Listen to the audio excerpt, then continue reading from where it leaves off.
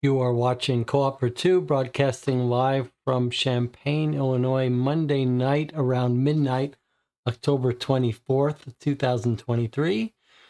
We're doing a little last-minute, unplanned, unprepared stream tonight. I've been working all day on high and low map and directory stuff. It's exhausting, frustrating, and I thought I'd clear my head by playing a little game and invite anyone who's around and awake to join me. I can see from YouTube there are 6 concurrent viewers. You could try an experiment today. If you don't like these unannounced live streams, you wish they were more announced, you could thumbs down. Otherwise, if you like the surprise of it, you could thumbs up. Normally, when we do some of these unannounced streams, I try to play a game that we've got lots of, that we've played before. Usually that ends up being a Deadbolt Mystery Society box. Today, I thought we'd try one of the subscription boxes that we haven't played yet. I suspect it will be basically similar in the same vein as Deadbolt Mystery Society or Escape the Crate, which we tried before. And part of my motivation for trying this is I thought, well, we've played a couple of these now. I might put out a little review of three of these series of these systems that we've just dipped our toe into the water for. And so this is one of them. I'm curious to see if it's any different than any of the others. I was kind of surprised by the Escape the Crate game we played. We played Night of the Vampire. You might want to check that out if you haven't. A reminder that these games are all non-replayable. So if you think you might want to buy this and purchase it yourself and play it yourself, you could stop watching the stream after the introduction. So I don't really know what to expect here by way of difficulty or narrative puzzle, but I know it's going to be basically a puzzle escape room. Before we get started, let's check in with the chat, see if anyone wants to make their first statement in the channel. If we've got anyone new joining today who's curious, Jonathan Warner's here, says he'll be listening in the background. Theo Colley has stopped by. Anything else we need to catch up on? I'm happy to spend some time chatting today, and we'll just take this in a very relaxed manner. I think probably this week we're going to try to go back to playing a pure deduction Sherlock Holmes consulting detective style game. Jonathan suggested maybe we play the Bureau of Investigation fan case, and I think that's not a bad idea, so we might do that on Wednesday or Thursday. Nicola in the Discord was letting us know about a very difficult puzzle contest that happens in November called Galactic Puzzle Hunt, galacticpuzzlehunt.com. Nicola, who is one of our best puzzle solvers, says that this is super hard. You're supposed to put together a team. So I'm not really a puzzle person, maybe contrary to some of the games you see here. So that sounds much too difficult. But if there are people in the channel that want to join the Discord and form a group to work on Galactic Puzzle Hunt, Nicola might be interested. I might stop by.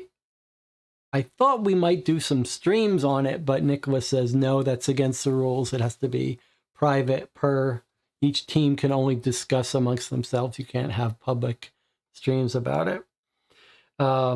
Susanna Salome is here. It says Tuesday morning in France, getting dressed to go to work, and Kurt is here. Okay, anything else to talk about? Yesterday we played Dear Holmes, we read, which is the play-by-mail. We get a letter every week. We wrapped up the last case called The Curious Affliction of Mr. Brown. It was pretty good. It was pretty interesting. And at the end of that stream yesterday, I suggested that it might be fun if anyone in the channel was interested in sort of trying their hand at writing one of these mysteries, that it might be interesting to write your first letter, first of 4 letters, and then send it to me or email it, whatever. We'll play it on the channel. The first week we'll play on the channel, and then we'll present our requests for how to follow up. So we'll basically have like a live, improvised play-by-mail murder mystery, if someone was willing to write one. And we've got our first taker. So Matt C. is going to try writing a mystery case. He will write the first letter, which basically will follow the Dear Holmes system. It'll be sort of asking for help solving a mystery in the form of a letter. And then we will meet to discuss it. We will formulate some theories and then formulate follow-up requests. And then Matt will take our requests and write the next letter and unveil the next letter on at the next week. So we'll play. That's going to be very special. I'm looking forward to it. Very experimental, interesting thing. Maybe we'll try, well, whenever Matt is ready, but maybe in November. If anyone else is interested in trying their hand at writing a play-by-mail, multi-part letter-based mystery, let me know. You can reach me on Board Game Geek or via email. There's a link on the About page of this YouTube channel. All right, so let's have a look here. And of course, if you guys are working on some interesting creative project or whatever, anything you want to talk about, please do feel free to post it in the chat and the YouTube comments, etc. All right, so let's take a look at this box. I bought this secondhand. I believe it has not been played, though. Let's see what we've got. It's always a little risky to buy these secondhand because you never know if everything has been reset. But I believe this one has been reset. So we've got 4 sealed envelopes. So like it's broken into 4 parts. Don't open until instructed. And then we've got some instructions and a very well-produced, exciting map and brochure and little sticker. The Great Explorers Society. I believe that this is like the Conundrum Box has a sub-series that follows. That is the Great Explorers Society, because I believe I have another box of theirs. This is the first box I've played, but I believe not all the Conundrum Box is Great Explorers Society, but some of them are. Okay, so this is pretty high production quality so far. Since we've never played one of their boxes, let's carefully read what we've got here. Legend of the Yeti. Stop. Do not open any sealed envelopes. You will be instructed which envelope to open next as your game progresses. Object of the game. When a 1935 expedition to Mount Everest goes horribly wrong, you are tasked to discover the fate of the explorers and rescue them if possible. Solve puzzles and crack ciphers in this epic adventure. Can you stay cool under the pressure and survive a face-to-face encounter with the one and only Yeti of the Himalayas? Getting started, go to www.conundrumbox.com. Yeti, you must use www or scan the provided QR code. Password is Snow, and the password to the Master Hints page is Snow. Again, do not open any sealed items. Tips and tricks. Have some Scotch tape and scissors handy. Investigate your materials thoroughly. Some items may be used more than once. Have scratch paper handy. Helps to keep track of passwords. Do not save passwords on your device. Utilize the hint system at the bottom of each page. If you need further help, reach out to us via email, Facebook, etc. We love to see a picture of your group playing it. Visit the extras page on our website to access custom game playlists as well as recipes for food and cocktails tailored for this game. Extras are not part of the game, just to enhance your experience. You can access all previous recipes. That's something that often the murder mystery dinner games, which I'm playing one with my local friends here on November 4th, by the way. That's a fairly common thing. I've not seen it with the puzzle-based games. All right, well, let's open this QR code and see what this website is about.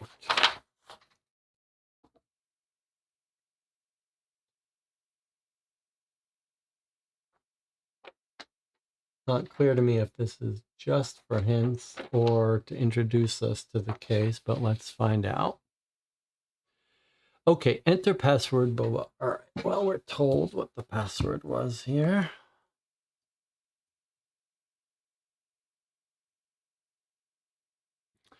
Okay, Legend of the Yeti. That's fine. Welcome to the Great Explorers Society and the Legend of the Yeti. If you are here, you probably purchased the Legend of the Yeti from Conundrum Box. Thank you so much for supporting us, and we hope you enjoy this handcrafted adventure. How to play. Do not open any sealed items. In your box, you have a series of envelopes. They're sealed with stickers. These envelopes will have a description or symbol on them to allow you to understand which envelope is which. Do not open any sealed object before being instructed to do so. It could ruin the game for you. You will need at least one internet-connected device to play this game. We recommend one extra device for the soundtrack. We highly encourage you to post pictures on Instagram. All right, we're not going to be using the soundtrack. Some YouTube streams like that. I find it a little distracting. If you tag us in your social media, you might win something. If you're interested in food and drink or the soundtrack, click here. You might want to keep a second browser tuned to the extras page to play a suggested playlist. I mean, we could take a look at it to see what it is. Navigating with a mobile device or a tablet, click here if you can't find this game's navigation bar. Timing your game, an extra challenge. Okay, well, I don't tend to time these games, so we're not going to worry about that. But here are the times. If you're an expert, you can do it in 100 minutes. If you're casual, 170 minutes. I normally multiply by 3. That would make this a long game. We'll see. We're starting late tonight. The object of this conundrum box is to find what happened to the lost expedition, perhaps catch a glimpse of the legendary Yeti. Throughout the game, you will solve puzzles to find your way to the end of the game. Some items are sealed, and as you solve puzzles, you will find the password to enter on the game's website. After putting in a password, the web page will instruct you to open a new envelope, opening sealed items. As you solve puzzles, you will come up with codes. When you think you have the correct code, enter it into the password box for the corresponding puzzle. If you're correct, you will progress. If not, you might have the wrong answer. Try it again if you need a hint. Okay, and then there's an inventory here. Telling us what's in the box. That's fine. If you're missing an item, contact them. If your brochure is a blank side, then there was a printing error. Okay, we don't have a blank side. We have a printed thing. We've been made aware a few of the maps are blank. That's not us. You could get PDF if so. Have something to write with. A few tips for newer Conundrum Box players. That's us. You may get items along your journey that come into use later in the game. So if you have not used something in an envelope and move on to a new envelope, it's likely that the game piece has not come into play yet. Entering codes. One last thing, we'll never use capital letters or spaces. Please keep caps lock off. The answer will never be in caps. Okay. Game begins below with the practice puzzle. Your first code will be from this puzzle, not the materials inside your game. Getting started with the practice puzzle. If think equals 62 and outside equals 93 and V equals 33, what does box equal? Okay. Let's see.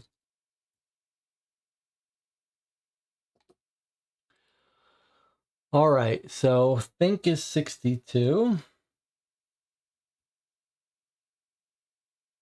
Outside is 93.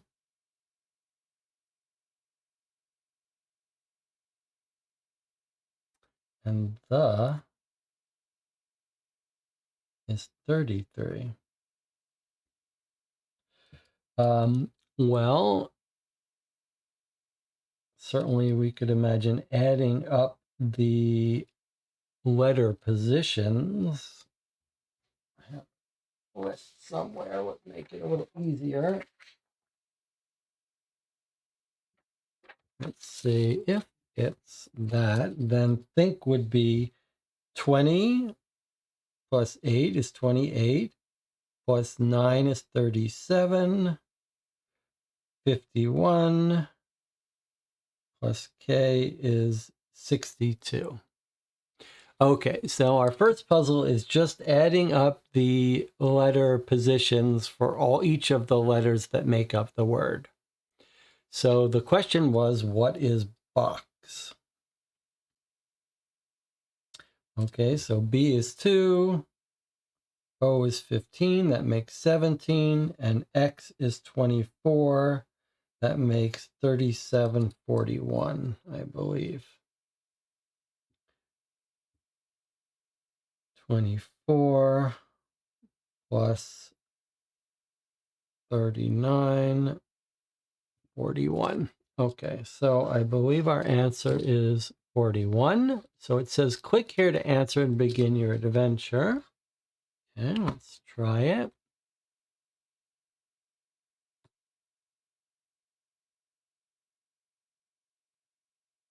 $41. No, no, no, no. No, no.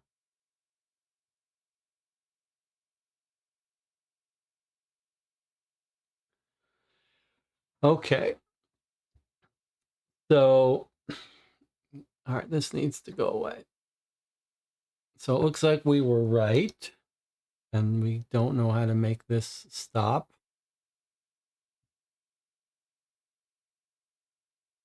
Will it go away? It's not going to go away. Okay, it's going away now. All right, let's see. Let's read this thing. Quick note. Many of our games share a main protagonist character which you play while solving puzzles and interacting with the story. There are a few references to previous adventures within this story, but no information from any prior game is needed to play this game. In this adventure, you are playing as the detective. If you played Sleight of Hand, Temple of the Sky Gods, Mardi Gras Mystery, Anastasia, The Lost Princess, The Orient Express, or The Storyteller, this is the same character. We've provided a narration file for each page in this game. The audio will not include any text that is emphasized through bolding or any text that appears within brackets. So if you're relying on the audio, someone might want to skim each page in case anything's emphasized. This is the same thing we saw in Escape the Crate, quite high production quality where they actually narrate much of the story. But I tend to read this myself. We could listen to it just to see what the quality of the audio narration is. Shall we listen to the first one together just to see what it sounds like? Let's see. 1936. New York City. As a treasure hunter turned detective, you have had quite a remarkable career so far, one that has seen you ride the famous Orient Express to searching for the lost Princess Anastasia in Russia. You even have been on a few adventures nobody would ever believe if you told them. Many of these adventures came at the behest of Mr. Brenton McHenry, a man with so much money that he doesn't really know what to do with it. So, you are not... It does sound like a text-to-speech voice, a pretty good one, but it doesn't sound like a human. If it is a human, it's a very odd human. All right, let's read it ourselves. 1936, New York City. As a treasure hunter turned detective, you have had quite a remarkable career so far, one that has seen you ride the famous Orient Express to searching for the lost Princess Anastasia in Russia. Even have been on a few adventures nobody would ever believe if you told them. Many of these adventures come at the behest of Mr. Brenton McHenry, a man with so much money that he doesn't really know what to do with it. So you're not surprised when on a Saturday afternoon you're invited to his New York City mansion to talk about your next adventure. However, the destination does catch you off guard. Everest, McHenry repeats. I want you to go to Everest. You mention that nobody has summited it and you're not so sure you want to try. You know more than a few have died attempting it. Oh, you won't have to climb the mountain, at least that one. He hands you a note and a map of an expedition to Everest. If you have not read the letter addressed to Brenton yet, you should do that now. All right, so we're going to pause and read the letter to Brenton that came in the box. All right, let's do that.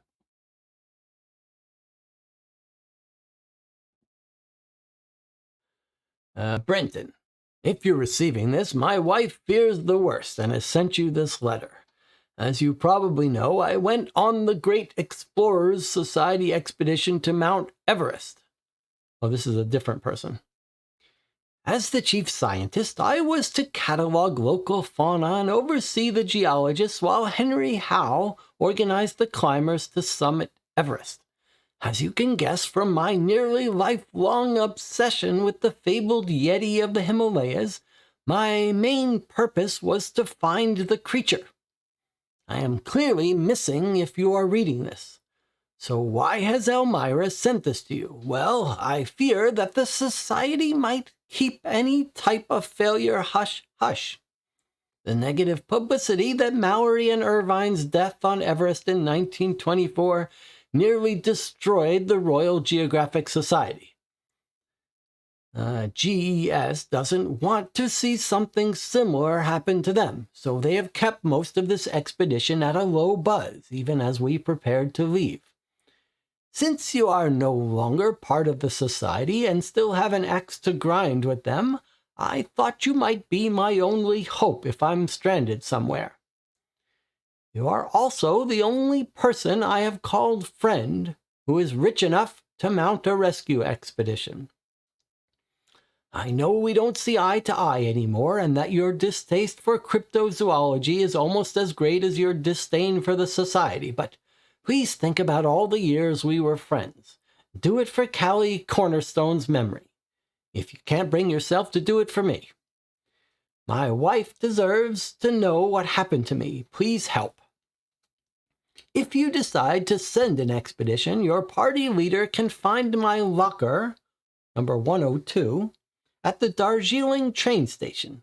There will be some helpful information inside. Below is a clue to help you open the lock. Sincerely, Jeremy. Here's his clue to open his lock. His locker. It says, Jeremy, 10 numbers are needed for this lock, but only the height of truth will reveal the correct digits. Assume the top ledge of our map is the north edge. Mount Everest is east of Amadrime. Kampa Zong is east of Tinky Zong. Sheker Zong is north of Makalu. Kartafu is south of Mount Everest.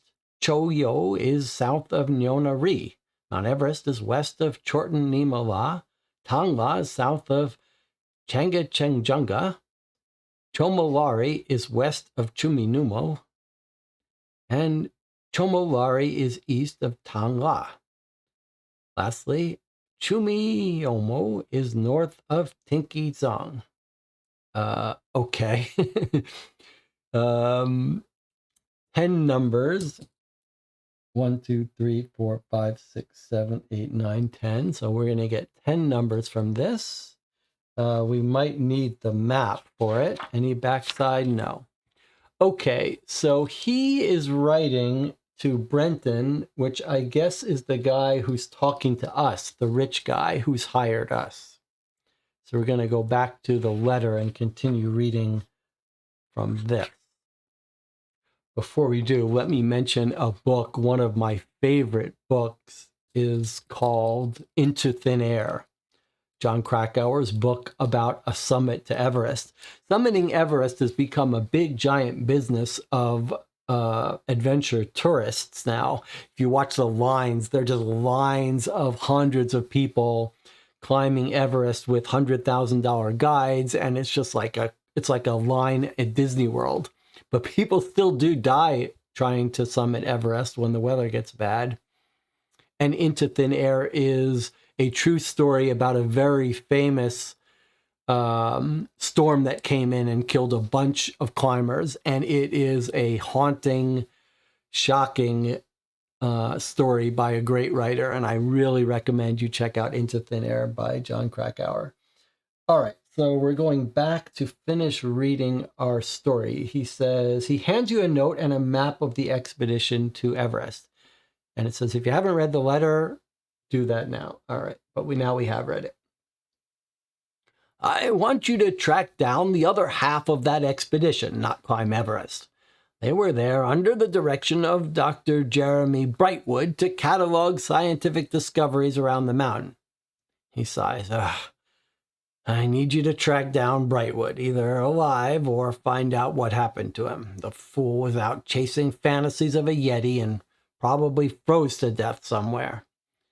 You debate reminding him that he has sent you on much stranger fantasies than finding a Bigfoot, but you decide not to and ask why he wants to send a detective on such a journey and not an expert mountaineer. Well, I'll send some mountaineers with you and a whole expedition. I need you because Brightwood has a habit of muddling the truth up through riddles and puzzles. Like most of these buffoons over at the Great Explorers Society, he was always afraid someone would scoop his discovery, so his notes are mostly written in codes and ciphers. It also sounds like the path he was following was filled with puzzles. This, as we know from your previous experience, is right up your alley. The half of the expedition led by Howe came back, but they lost contact with Brightwood about 10 days before they aborted their attempt at climbing Everest. Weather turned on them, forcing them to leave without the rest of the expedition. McHenry informs you. I think you can start at their base camp and pick up the trail. And just like that, you're on your way to the Himalayas. Darjeeling. After a few months of gearing up and learning some basic survival skills, you and an expedition of 5 mountaineers and 3 local guides take a steamer to India. Upon making port, you take a train all the way north into the Himalayas region and eventually to the city of Darjeeling.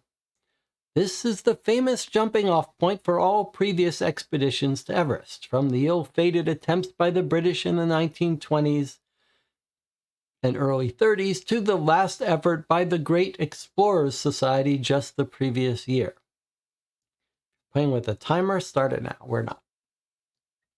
When your train pulls into the station, the nearly 100 porters that McHenry employed to unload your equipment. You make your way to the lockers in the station and find number 102. You've had some time to think about the information Brightwood left, and upon finding the locker, you open the lock. When you know the code to the locker, click here. Password will be 10 digits with no spaces. Okay, well, we don't know how to open it, but let us take a look at the 3 items that we started out being given. So we're given this sticker. Now, normally I'm used to these stickers being just for fun. This one has some arrows here that make me think it's possible that it gets used for something. And then let's look at this brochure and map. Expedition leader, Sir Henry Howe. Chief scientist, Jeremy Brightwood. That's the person who's missing and has written us this letter. And in the 10 digits, which look like they're here, he says only the height of truth will reveal the correct digits. Assume the top edge of our map is the north edge. So this certainly sounds like it needs this map. So let's take a look at this beautiful map that the game gives us. Let's just peruse here. We've got a picture of the possible Yeti, visage of Yeti drawn by Lopsang Sherpa. If you're not familiar, the Sherpas are the locals that do most of the work when you climb Everest. They set the ropes, they carry your stuff so that the tourist climbers can go light-handed. Some believe the sighting of the Yeti can be attributed to wildlife in Himalayas, but surely the Yeti is not merely some giant yak on the side of a mountain. When I interviewed Lopsang Sherpa years ago, he recalled his encounter and gave vivid details from the size of the feet and hands to the mountain habitat and the caves that the Yeti lived in. He even remembered the exact color of the sky. Oh, look, it looks like my cubes are getting confused by this for some reason. Okay, so these are the size of my cube colors. Maybe it's getting confused by that. All right, so it looks like there might be stuff hidden in here. Now, let us look at our map here and see if we can come up with a system for digits with this map. He says, assume the top edge of our map is the north edge, and it says only the height of truth. All right. So how are we getting height here? Let's zoom in here. One of the symbols that appears frequently in Yeti lore, 1935 GES, the Great Explorers Society Expedition route. Route of the expedition is dot, and then it says height is in feet. Let me just zoom in here. What is that word there? It says height is in feet, and X is a pass, and the routes of the expedition are dotted. Okay, so I see we've got a dotted trail here.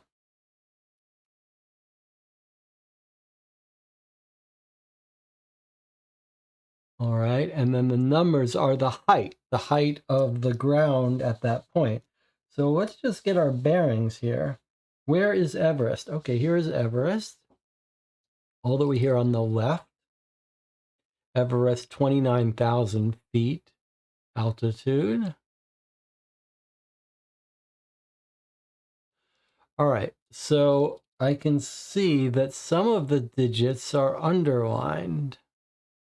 That 0 is underlined, the 3 is underlined, the 7 is underlined. That makes me think that it says Mount Everest is east of Amadrime.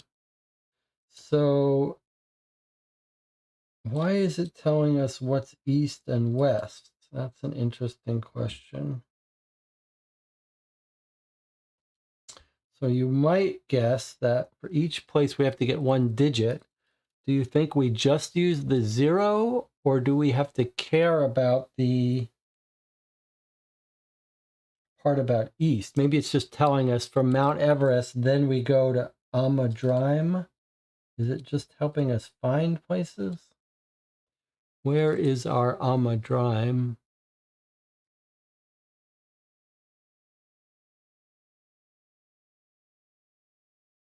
If it's east of Amadrime, then Amadrime is off our map. I mean, we could just try the digit. So our first is Mount Everest. That could be a 0 because of the underlined digit in the height of truth. The next one is Kampazong, which is east of Tinkizong. All right, let's see. Is this just random places or is it going to be nearby?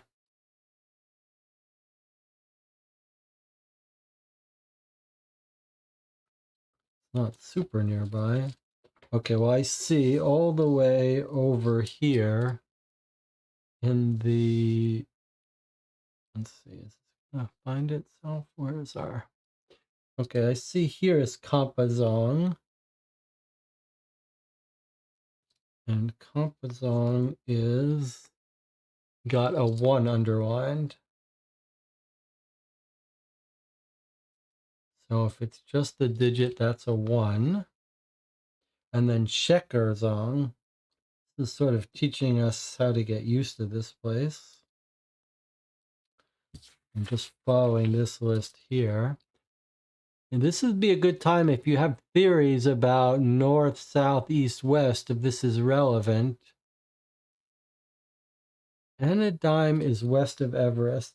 Did I miss it? West is to our left. So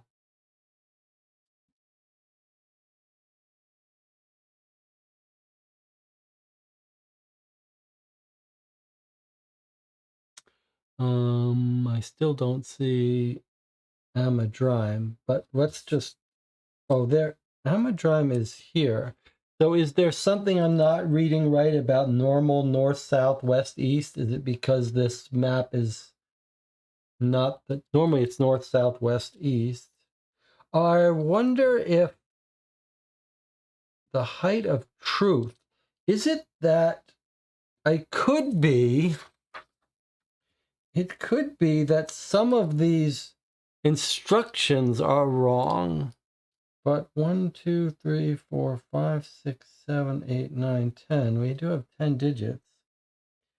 So I was thinking maybe height of truth means that what if this is correct, then we use it if it's not. So actually, Mount Everest is east of Amadrum. That's not correct unless I've got my north, south, west, east wrong. So I'm just going to put a little note that that's not true in terms of directions. What about Kampazong is east of Tinkizong? Okay, well, there's Tinkizong, and Kampazong is east of it. So that is true. This is making me think that that's what's important. That some of these positional information is wrong. This one is not right. This one was right. Okay, Shekarzong is north of Makalu. Let's see if we can't find that. Okay, so Shekarzong is here. And boy, it's a little hard to find all these places on this map. Is it north of Makalu? Certainly looks like it must be since it's all the way up here in the north. Where are we going to find this Makalu? I think the fact that it's taking so long to do this is maybe a hint to us that this game is going to take us a while. Okay, so Dispaminite is suggesting that because this first comment about Mount Everest being east of Amadrime is wrong, maybe we should write down the height of Amadrime, although I'm not sure why we would prefer that, but I am going to write, because that was wrong, I'm going to write down that digit of Amadrime. Okay, so Sheker, we're told, is it north of Mekalu? Well, we've got to find Mekalu, but since there's not much else to the north of it, surely it's going to be true. I'm not. Okay, Mekalu is down here. So that statement is going to be true. So if we go to that number, we get a 9. And that is true. Okay, next one is Kartafu is south of Mount Everest. Kartafu. So where is Kartafu? Okay, I see it. It's right there. It's not south of Everest. It's north of Everest. So we think that answer is wrong. So the 0 is wrong, but the Mount Everest is a 0.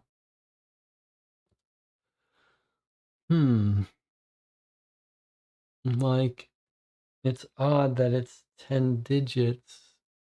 What do we do if it's right? The height of truth will reveal the correct digit.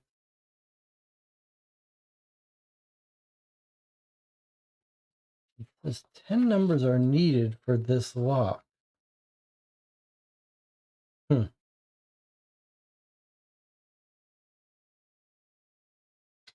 Height of truth.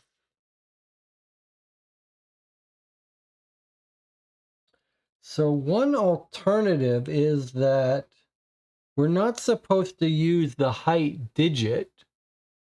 Maybe we're supposed to use the longitude or latitude, but we only look at the ones that are true. Let me see. Sounds like the chat might have an alternative theory. I'm thinking 5 of the statements are true, and the 2 underlined digits for the true statements make up the 10 digits. Okay, so I'm liking this theory, but when you say the 2 underlined digits, that's not possible. There's only 1 underlined digit for each. I see what you're saying.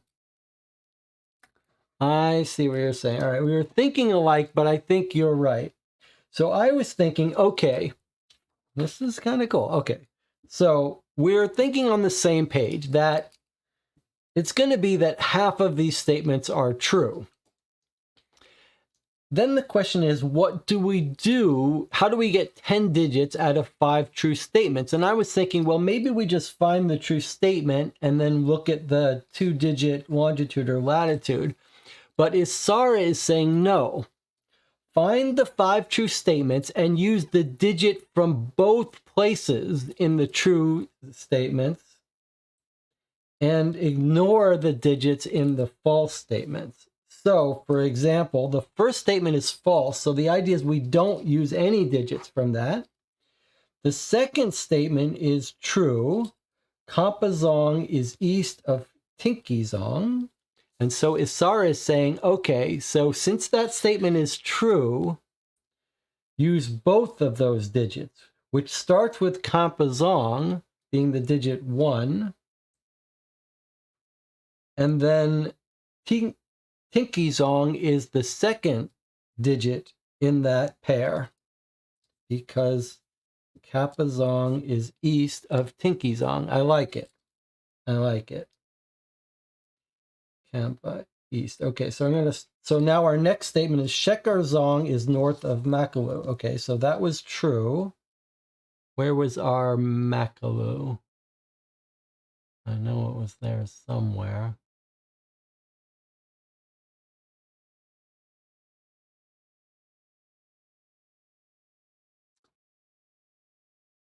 It's hard to find these things though, isn't it? Shekarzong. Where's our Makalu? Here. Okay, so because Shekarzong is north of Makalu, we're going to take both of those digits. That's a 9 for Shekar, and Makalu is a 7. Okay? Next statement is Kartafu is south of Mount Everest. That's wrong, so we're going to ignore that. Our next statement is Choyo is south of Nyonori. Choyo is south of Nonori. I feel good about this theory. All right, so where is Choyo?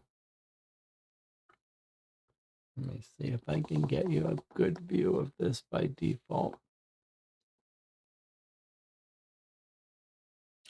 All right, let's see. You guys can see it better than I can now. Choyo is here, south of Nyori. Okay, where's Nyori? Whether this is annoying or not sort of depends on what your expectations and tolerance for learning these places. On one hand, we're learning about Nepal and Mount Everest.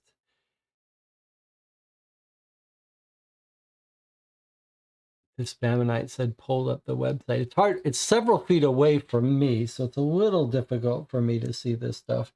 Choyo is south of Nyori. Where is Nyori?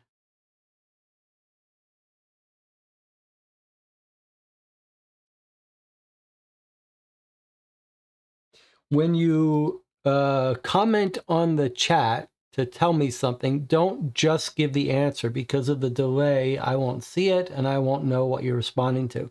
So whenever you say something in the chat to help me, make sure you give me the full sentence. So it looks like this is the Nyono-ri. So Cho is south of this. So this is a true statement. So we're going to start with this digit, which is I can't see it when it's big, an 8. And then Nyori is part of that statement. That's a 2. Okay. Mount Everest is west of Chorten-Nimala. All right, well, we know where Mount Everest is. Now we have to find Chorten-Nimala. Where is that?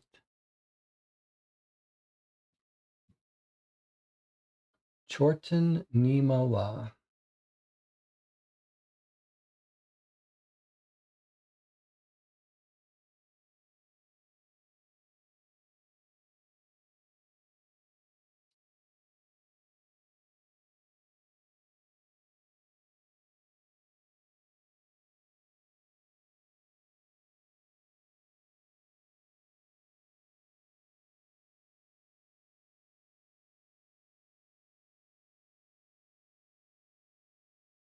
Here. So it is, Mount Everest is west of Chorten-Nimala. So we start with the Mount Everest digit, which is a 0. And then Chorten-Nimala is there, which is a 2.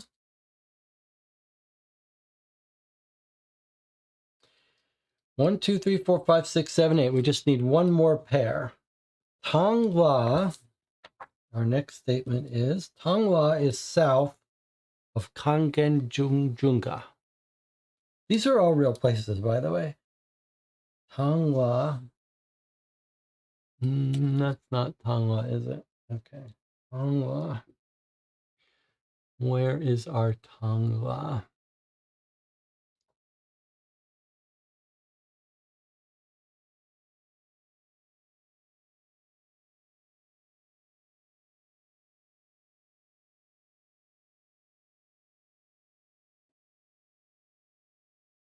Okay, there's Tongla in the far right, south of Kangenjunga. Just put a little marker here so we don't forget it. Okay, south of Kangenjunga. Where is Kangenjunga?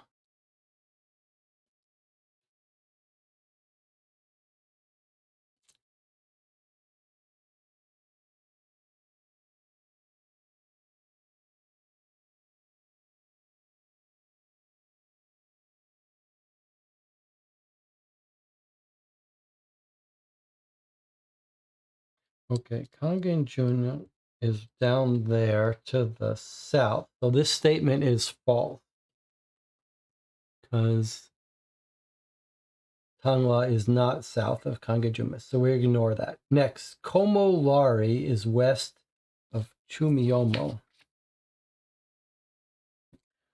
Komolari is west of Chumiyomo. So let's find, looks like we're going to reuse these next 3. So let's remember where it is. Okay, Komolari. Where is Komolari?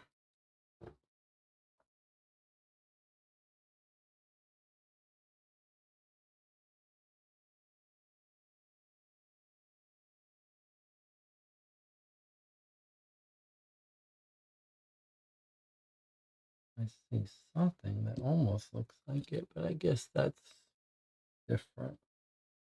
Really can't see it when it's on that. No, that's not right. Komolari.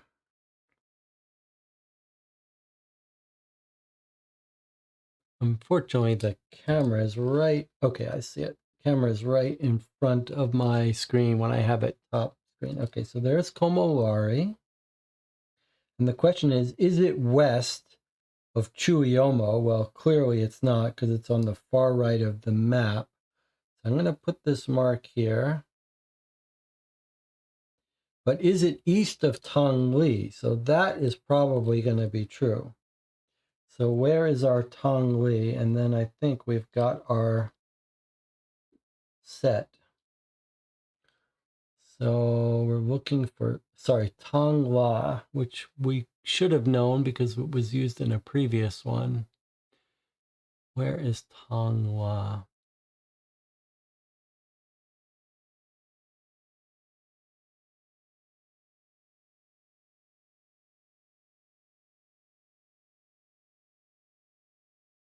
There's Tongla. Okay, so the question was, is Chomolari east of Tongla? Yes, it is. So Chomolari is a 3, and Tongla is a 5. So I believe we now have our 10 digits.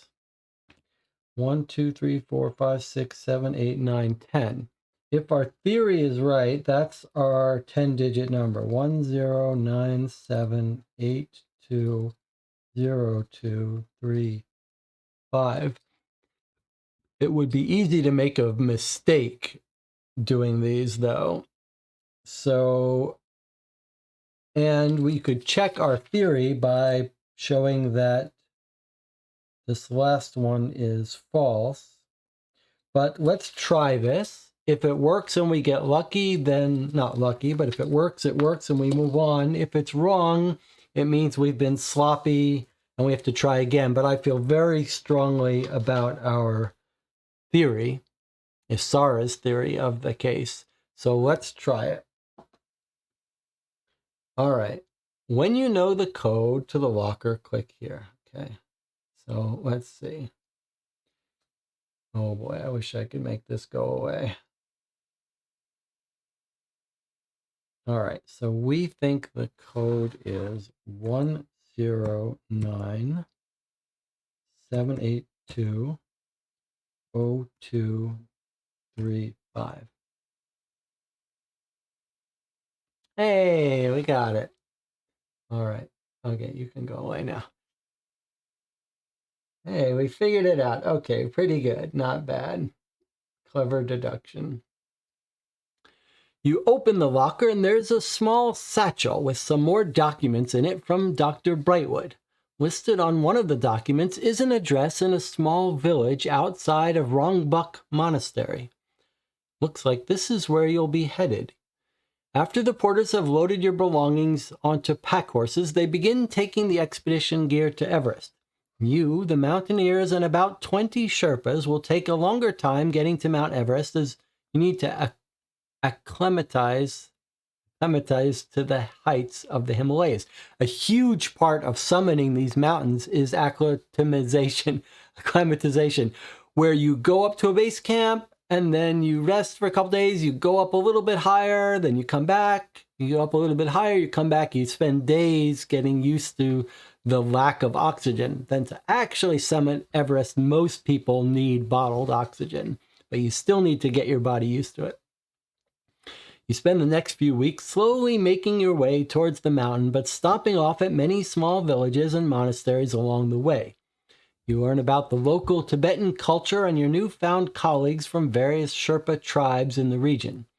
The Sherpas are adept climbers and teach you some more advanced climbing techniques. Every expedition to the area relies heavily on the knowledge and expertise of Sherpas. As you understand it, they do a lot of the more challenging climbing for the ascent teams on Everest and other mountains in the area. Without them, nobody ever will get to the top of Mount Everest. You eventually make it to Rongbuk Monastery, which is nearly in the shadow of Mount Everest. You go to the address given in the Darjeeling locker, and sure enough, a local innkeeper has a room sealed off that belonged to Brightwood. She says nobody has been in it since he left over a year ago, and that she was paid to keep it locked until someone came asking about it specifically. The door to the room is sealed with a 5-digit lock. The local gives you a short note from Brightwood and says that it will help you open the door. Whoever follows in my footsteps will have a great adventure ahead of you. I have a little test for you before you start. Lopsang's account and sketch of the Yeti revealed much to me. They will also reveal the code to the lock on this door to you. You examine the materials, then open the lock. When you have the 5-digit code to the door, click here. So when we opened his locker and we got some stuff, we didn't get that stuff. That was not one of our envelopes we opened, huh? I thought that was going to be how we started out, with an envelope.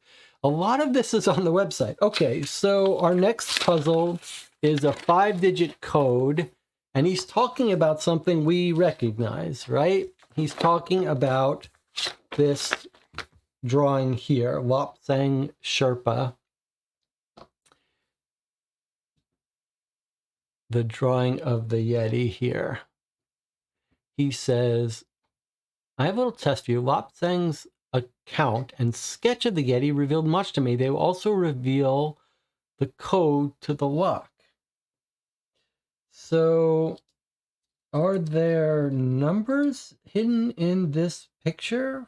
5-digit. Even if we found those, we wouldn't know what order to do them in. Does the description help us? His account and sketch. Okay, let's see. Some believe sightings of the Yeti can be attributed to wildlife in the Himalayas. Surely the Yeti is not merely some giant yak. We've got a yak here on the side of the mountain. When I interviewed him, he recalled his encounter and gave vivid details from the size of the feet and hands to the mountain habitat and the caves. 1, 2, 3, 4. He even remembered the exact color of the sky that day. So look, capitalized. Some of these words are capitalized. I wonder if we're going to find a number in the feet, a number in the hands, a number in the mountains, a number in the caves, and a number in the sky. And that will be our 1, 2, 3, 4, 5 digits. So look, there's the number in the foot, a 9.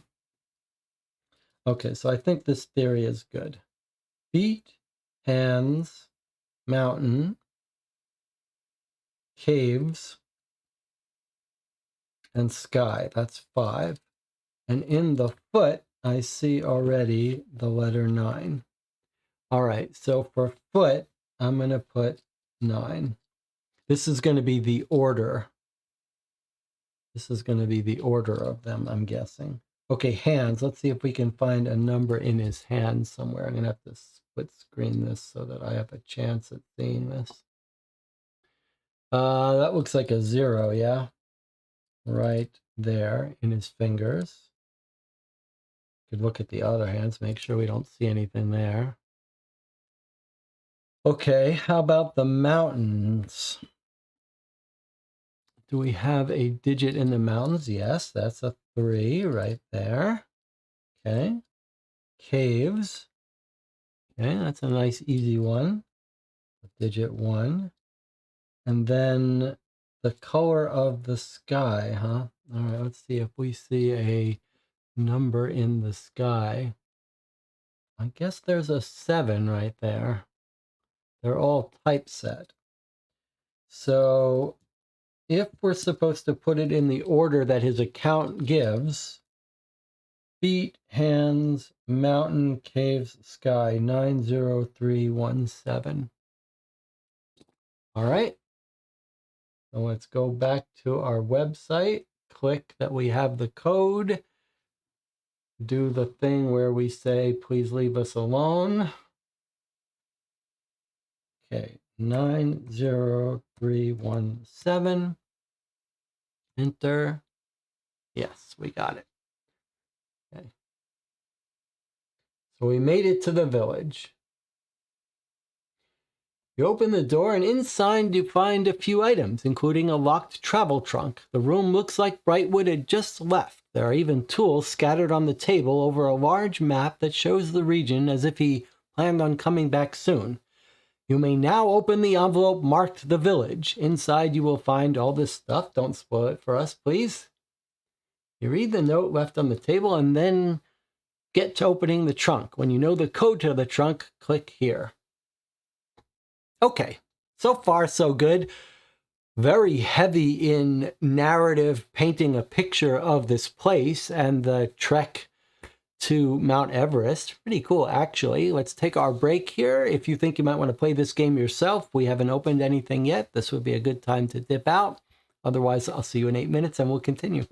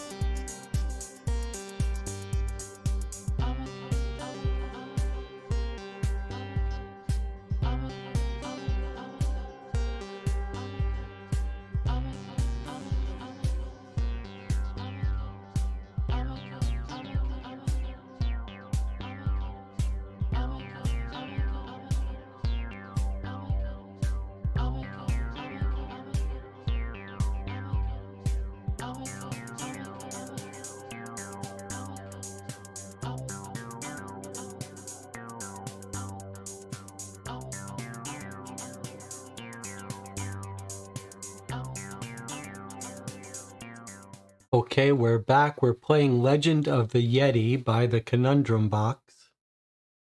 We've just been told to open our first envelope. So far, so good here. Let me put away the things we think we're done with. All right, so there are 4 envelopes in the box. We're told to open which one?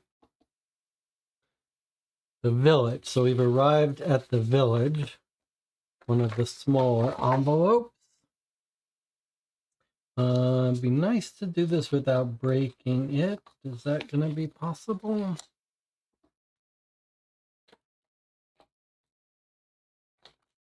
Not really. So we'll just cut it.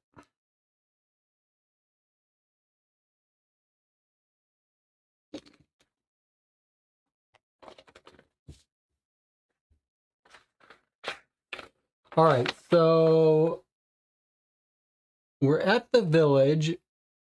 We're at the village. We've got a locked trunk. We're opening it. It's got the contents there.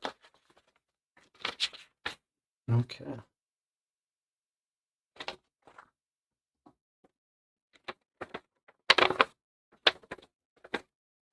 All right, let's see what we've got here. We've got a note with some encryption, a couple photographs, clear thing, travel trunk. This is the stuff that's on the table, I guess. Okay, so let's take a look at everything and then we'll try to open his trunk. I see 2 photographs, one labeled 6, one labeled 7. Some climbers walking in the snow and some place I don't recognize. Maybe some Tibetan monastery. 6 and 7. Okay. And we've got a note. We've made it from Darjeeling to a small village outside the Rongbuk Monastery. Maybe that's what this is, the Rongbuk Monastery. Tomorrow we set out to set up the base camp at the foot of Mount Everest. That is where my half of the expedition will depart Howe and his climbers. I expect to climb a mountain or two to find the Yeti, but it won't be Everest. The locals have told us that nothing lives atop the world's tallest mountain, so I have little use for such a sizable dead rock as a biologist. Instead, I will follow a lead obtained from Lopzang Sherpa years ago during my first travels to the region. I believe that the Yeti's territory is only a few valleys away from Everest, so we will make our way further into the frozen wilderness using the same supply lines as the climbing expedition. I do know the dangers of this expedition, so as any decent Great Explorers Society member would do, I will be leaving behind copies of my journal notes at a few places along our journey so that someone can follow in my stead if I do not return. But I will not make it easy for you, whoever you are that reads this message. To get the direction we will head from Everest, you will have to open my trunk and the box within. I left some extra tools behind that might help. Sincerely, Jeremy Brightwood. Remember, the proper equipment placement and the 4-digit code to the chest should be evident. Rope, ice pick, knife, compass. ECIA. ECIA. And then he's given some diagram. You got to admire this guy, Jeremy Brightwood. He's like, he sent a letter. He said, look, if I don't come back, please come find me. But I'm going to hide everything you need in cryptic codes. So, like, if you can't figure it out, I'll die. You'll never get me. Like, even though he wants to be rescued, he's still committed to this code puzzle world enough that he's willing to sacrifice his life. All right, so 4-digit code, huh? And then rope, ice pick, knife, compass. So he's given us an order, perhaps, and 4 letters. Don't quite know what that means. All right, so here are some tools. Let's see. Paper titled Tibet region. Tent repair tool. Okay, this is the tent repair tool. A paper titled Tibet region. Oh, that's what this is. Surveyed by the Great Explorers Society, 1924. So what have we got here? There's a drawing of the Yeti. He's got a knife, rope, axe, binoculars, some carabiners, and a compass. Rope, ice pick, knife, compass. So rope, ice pick, knife, compass. Okay, so he's given us those 4 items.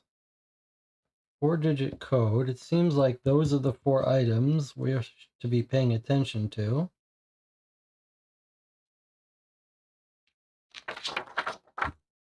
Okay. And then we've got this. Dr. Brightwood's travel trunk. Etched on the top of the trunk is the diagram below. Look at this. Remember I said how odd it was, those arrows on the sticker? So now we've got arrows pointing to a few things here. More than 4, though. After you have the 7 letters, 1, 2, 3, 4, 5, 6, 7. Okay, so we have our 7 here with these arrows. After you have the 7 letters, with the start with the bottommost position, move clockwise, skipping 1 every time until all 7 letters are used. So it's saying go 1, then 2, 3, 4, 5, 6, 7 till we get them all. Okay. Now we know how to use this. But how do we find line 1, letter 4? Do we think it means from this letter that he's left us? Line 1, letter 4. Let's see how far they go. So we've got a letter 12, line 1, letter 7, line 1, line 2, line 1, line 4. So the highest line count is 4. So he could be talking about these lines. 1, 2, 3, 4, since our line counts only go up to here.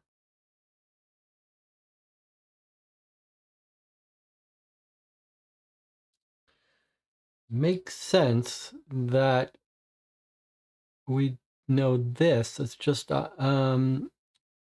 it's a little weird that there's also this and why we would need the equipment placement. But we can start it and try it. Let's see if we can make sense of it. Nothing on the back of this, right? Okay. Let's try it. First, let's just transcribe this into a list to make it a little easier for us. So start with the bottommost position, which is line 1, letter 4. Then skip and go here. So line 2, letter 4. Then skip and go here. Line 1, letter 7. Then skip and go here. Line 2, letter 2. Then skip and go here. Line 3, letter 1. Then skip and go here, which is line 1, letter 12. Then skip and go here, line 1, letter 24. Okay, and then we're back. 1, 2, 3, 4, 5, 6, 7. Okay, so we've got 7 letters. It says until all 7 are used. Okay. Now, the last one says letter 24. Let me just see if there are 24 down here. Otherwise, there's no point. 1, 2, 3, 4, 5, 6, 7, 8, 9, 10, 11, 12, 13, 14, 15, 16, 17, 18, 19, 20, 21, 22, 3, 4, 5, 6, 7, 8, 9, 10, 11, 12, 13, 14, 15, 16, 17, 18, 19, 20, 21. Doesn't look like we're going to get up to 24 here.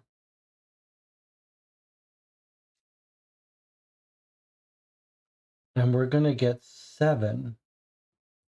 So maybe it is a book code, book cipher with the lines here, even though it's only using the first 4 lines. That's odd. But what is this going to be? A 7-letter phrase? Somehow we're going to have to convert it to a 4-digit code. That's a little odd. Any theories before I start exploring? The 4 items have letters underlined. Could the letters be the numbers?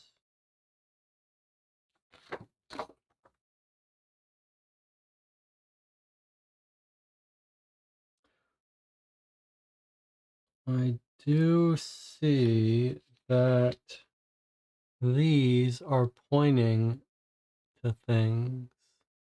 Like the knife is pointing to an eye here. The ice pick,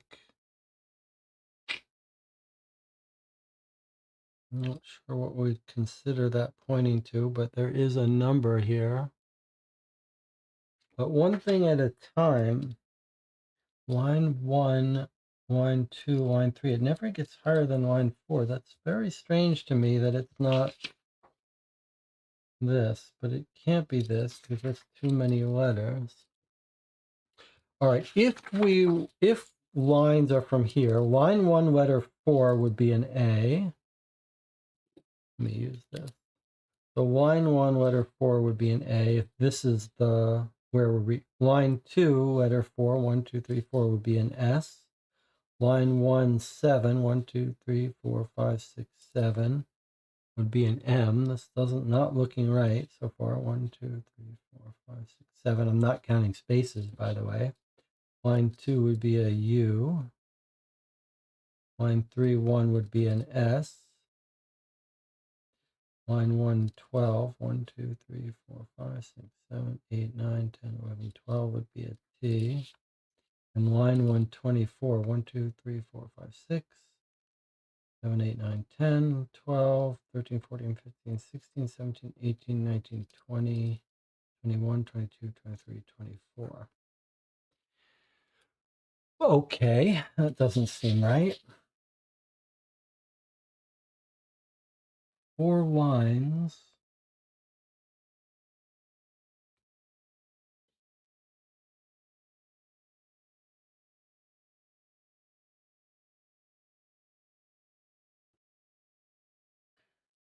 Proper equipment's placement and the 4-digit code to the chest. Remember, the proper equipment's placement and the 4-digit code to the chest should be evident.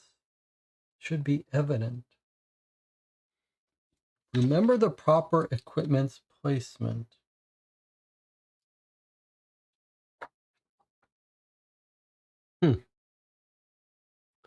How does the proper equipment placement, rope, ice pick, knife, compass? I suppose that this might not actually be used. Maybe we just need the 4-digit code from this, and this is something for later. That's what this rule seems to be saying. Rope has an E. Ah, I think I see. So rope, we go to the E, and we get the 3. Ice pick, we go to the C, and we get a 4. Knife, we go to the I, which is here, and we get a 1. And compass, we go to the A and get a 5. Okay, so this thing is going to be used later. Let's tear this off and go here. Okay, so rope was E3. Ice pick was C4. Knife is I1. And compass is A5. All right. 3415, that's the code to the trunk. All right, let's try that. When you know the code to the trunk, oh, the code will be a 7-letter word. Okay, so I was wrong about the 4-digit code to the chest should be evident. All right, so now we know the code to the chest. This is a little confusing. We've got a chest and a trunk. Let me read this again. You find a locked travel trunk. Okay, now it's a trunk. Paper title, Dr. Brightwood's travel trunk. Right, we got that. Fine. When you know the code to the trunk, click here. The code will be a 7-letter word. So what's this deal with this chest?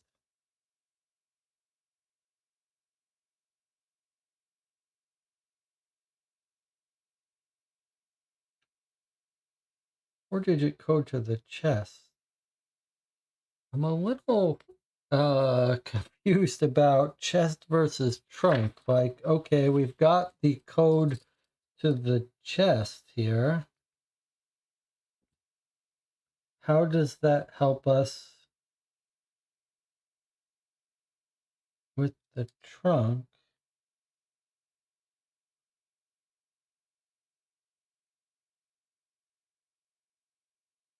And why is there no place to put this? 4-digit code to the chest. Okay.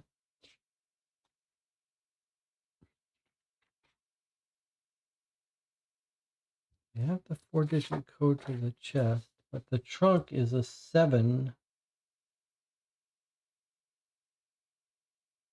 7-letter word.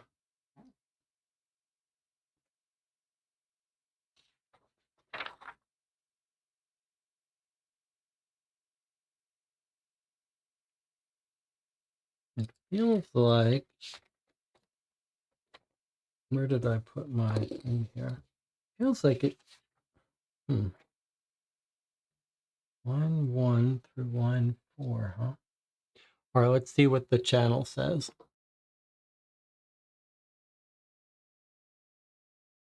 Maybe arrange, it's probably the next step. We get into the trunk and that requires the code for the chest. Okay. So how are we going to be...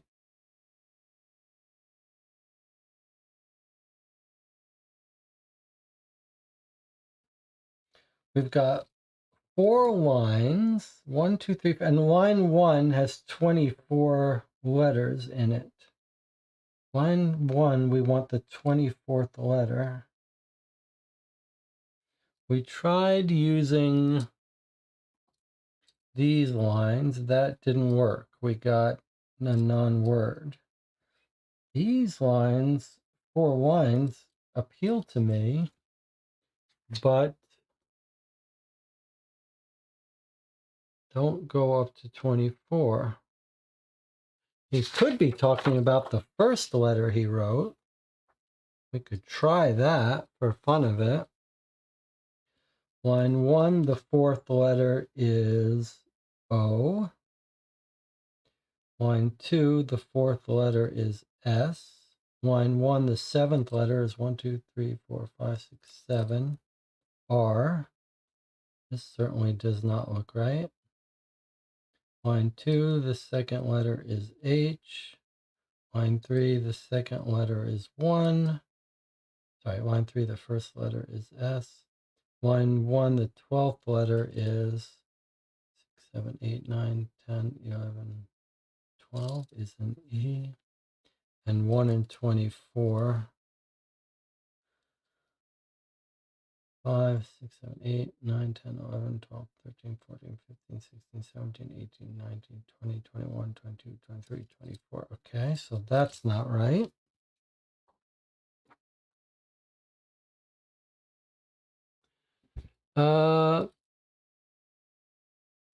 Let me just see what would happen if we try to use this. Line 1, letter 4 is an E. Line 2, letter 4 is an I. Line 1, letter 7 is an E. Line 2, letter 2 is a Q. Line 3, 1 is a T. Boy, that's certainly not right.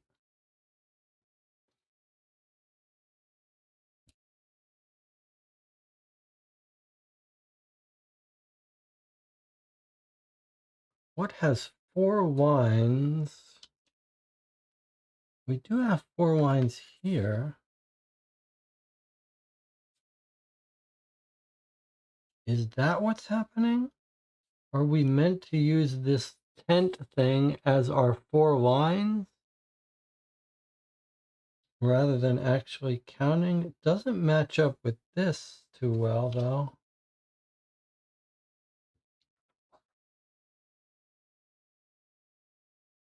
Doesn't match up with that either. Does it? Doesn't really match up with that text either. It's not a bad idea, though, that these would be our 4 lines. But tent repair seems like it could be for a different puzzle.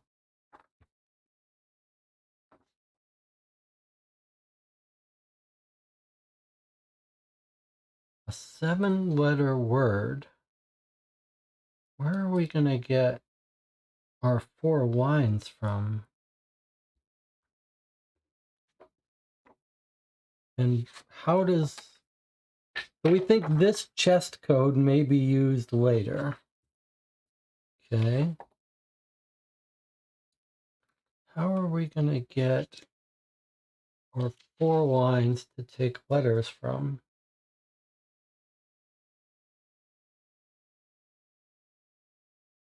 I looked at the clues again. It only goes up to 3 lines, not 4 lines. Okay, we shouldn't be looking at the clues, first of all. You're right. We only have up to 3 lines, though, not 4 lines. So a 3-line statement, but line 1 has to have 24 letters in it.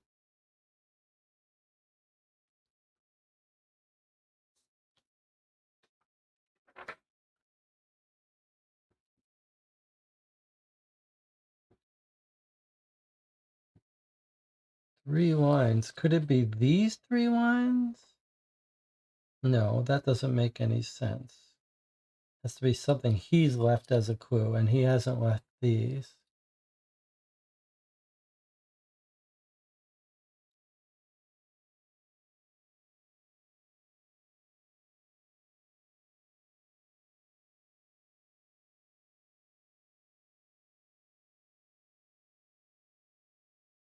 Hmm.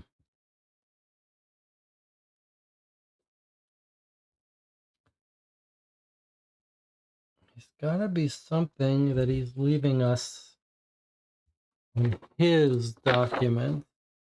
He couldn't be talking about this. No, this isn't going up to 24 letters. It has to be something that has 24 letters in the first line.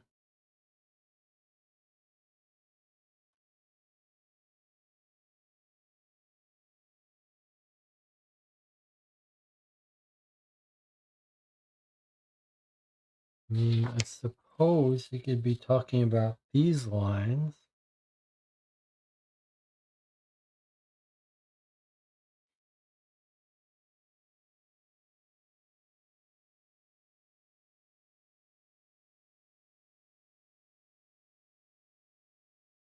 Is there more information on this? No, doesn't look like. Well, I suppose it could be this. 1, 2, 3 lines. 1, 2, 3, 4, 5, 6, 7, 8, 9, 10, 11, 12, 13, 14, 15, 16, 17, 18, 19, 20, 21. That doesn't work.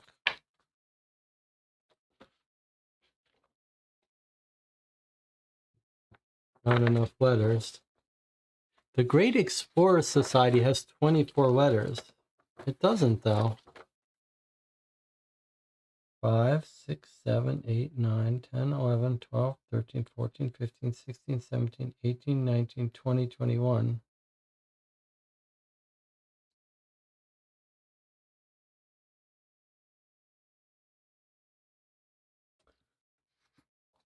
The badge has the word "the" in it.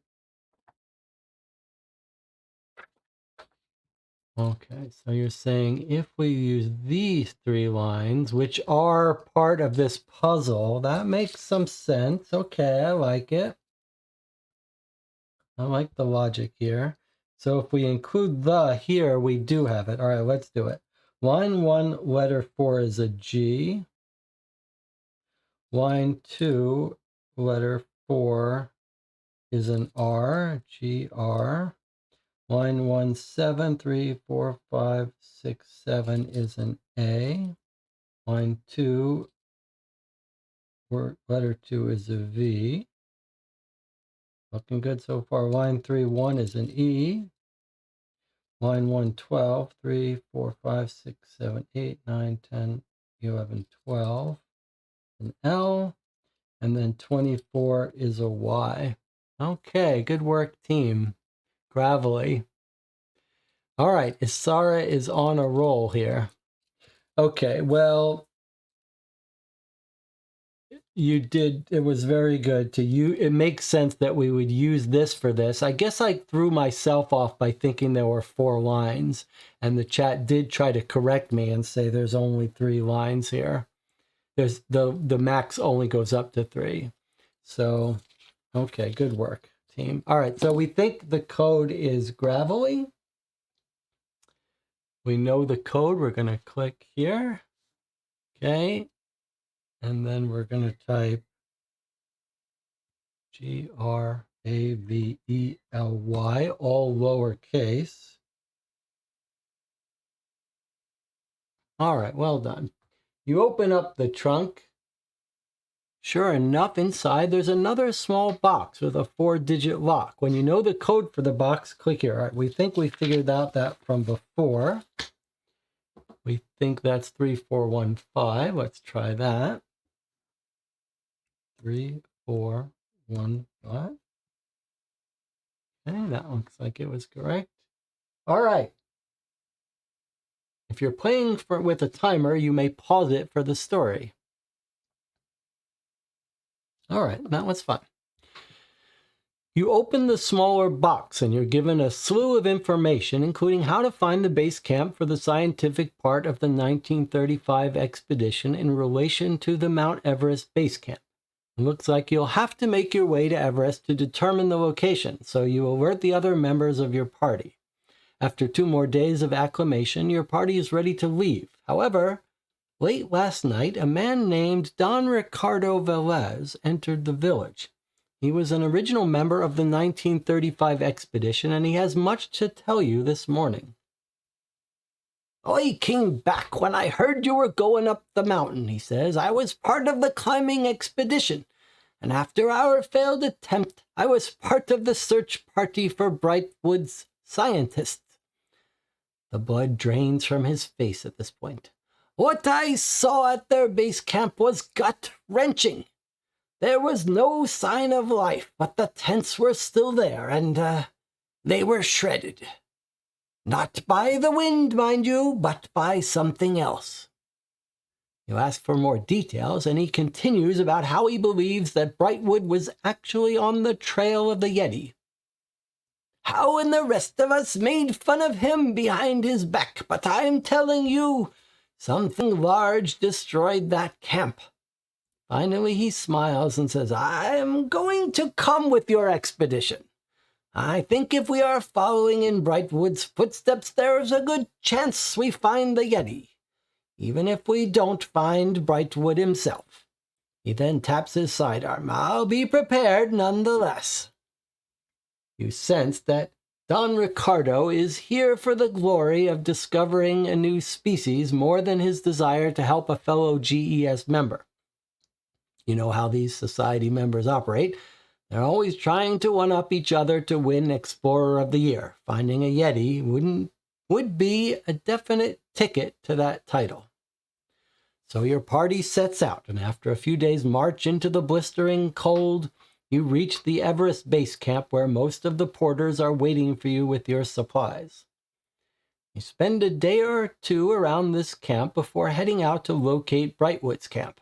Again, it's a few days before you find it, and as Don Ricardo described, what is left of it is in shambles. Still, you find a locked trunk and a wooden box. Inside the box is a sketch of the attacked tents, which is strange. So you ask Don Ricardo, oh yes, the artist here, Patricia, was a friend of Brightwood's, and with our camp on Everest when the attack happened. I don't know why she would leave a sketch here after we came and investigated. Seems odd. You may now open the envelope marked base camp. All right, so we got to his base camp. We can put these aside, probably done with them. Not sure about that one. Still need our tent repair tool. Now we get to open, we went from village to base camp. Okay, so base camp, nice big envelope here. Let's see what we've got.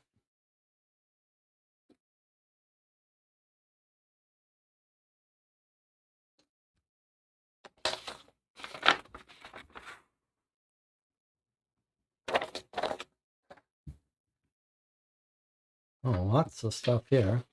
Putting a piece of wooden laser cut mountain with an arrow. A little word search looking puzzle. Some notes, including another symbol at the bottom. Another little weird letter puzzle. More photos, numbered. Looks like we might be able to arrange the totality of the photos in order eventually. Pretty cool that they took these photos along the way. I mean, that's very cool that these are real photos of Nepal. And then we've got the drawings of the tents that were all scratched up, and it looks like they've got claw marks in them in different forms. A woman's tent, Brightwood's tent, Sherpa's tent, and the men's tent. Claw marks found on multiple crates. Sketches of Dr. Brightwood's camp after the Yeti attack, as drawn by Miss Patricia Clymer, GES wildlife artist. Okay, so let's actually take our photos and put them together with these and keep them in order. So we've got 8 and 9. There's our 7 and our 6. Maybe at the end we'll have a full set of photographs and they'll mean something. I'm just going to put these aside. And let's keep these. And let's see what it says here. All right, so we found the contents, and here's a little summary of what we should find in case anything's missing. After examining the locked trunk, you notice that it has a picture of a tent etched on it and requires 7 numbers to open it. Above the etched tents is this further marking. When you know how to open the trunk, click here. The password will be a 7-digit number without spaces. So there's a locked trunk. It's got a picture of a tent etched on it. Requires 7 numbers. Above the etched tent is this further marking. So circles with colors. Okay, and those are the colors of these tents, right? There's our tan, red, brown, and blue. Okay. Various ways to differentiate them by the number of cuts, but it's a 7-digit password. So it's interesting. It's almost like you could almost combine these to get LED numbers. 7-digit number. All right, well, let's not worry about it for now. Let us read through these documents to see if they... Oh, and let's not forget the tent repair tool. That seems like it's going to be useful in some fashion.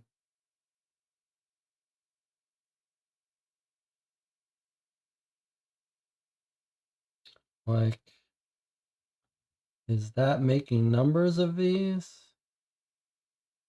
It's hard to see on that one, but these are a little easier. Like this could be an 8. This could be, if that's right, this would give us 1 number. This would give us 2. 1, 2, 3, 4, 5, 6, 7. It's a 7-digit number, and it feels like we could get 7 digits by using this. This is going to give us the 1 digit and 8, I think. What is this going to give us?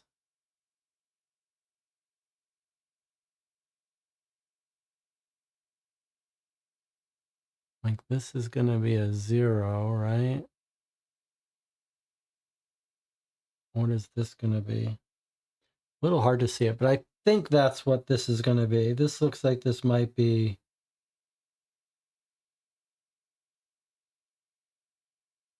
I thought that was going to be a 35. Now I'm not... Yeah, there we go. 35.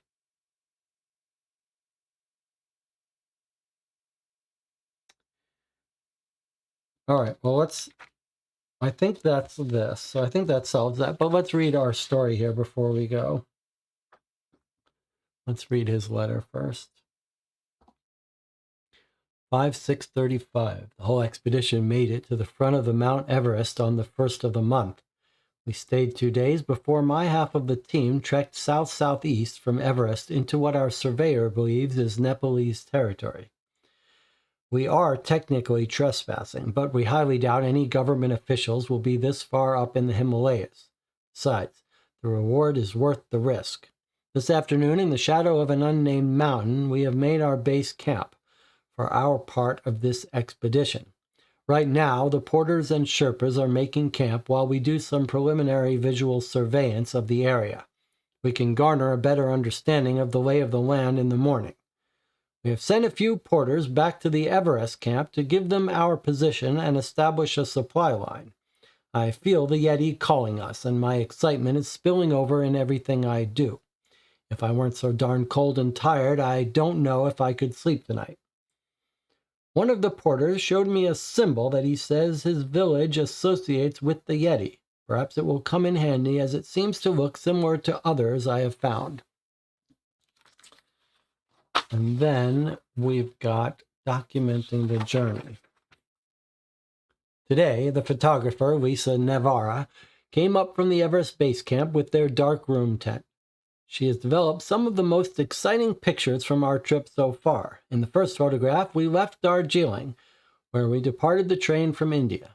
It was a beautiful city nestled in a valley between the mountains. Our next stop that the photographer documented was at Kampazong, where we stayed below its magnificent hilltop fortress. Next, she captured Peter Davis peering down into the foothills of Tibet. Then a day later, she took a picture of the large glacial track that descended between the two mountains that we were following on our way to base camp. As we approached base camp a few days later, she snapped a shot of the cloud-swept Mount Everest. The final image she developed included many of our climbers linked together and trudging through the snow. I must say, Lisa is a phenomenal photographer, especially considering the conditions she has to work in. Her photographs should help us on our journey from base camp to the sacred mountain of the Yeti. So he's describing the photographs, which we have some of here. And so we could associate numbers with some of these. That's the one with the climbers all tethered together. 10 photographs and perhaps directions for how to get to those points. We don't know how to use this yet, but these certainly seem like they go with the photographs. All right. And then a diagram. Now we've got 2 symbols so far. This one looks like each square equals 1 kilometer. This seems like maybe this puzzle is this. West 2, north 4, 1, 2, 3, 4. Well, that doesn't quite work. West 2, north 4, 1, 2, 3, 4. Okay. Well, yeah. Okay, we'll come back to that.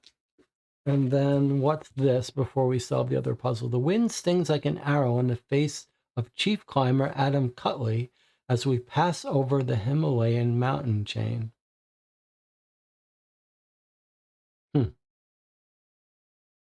Okay, we don't know how to use that yet. But I do believe we know how to do this now. All right, so there's the order we want to give them in: yellow, red, brown, blue. So yellow, I believe we're going to use the tent repair tool to get a single digit out of this, using the bars as extra LED segments. So we're supposed to start with yellow. So I think, how did I have this before?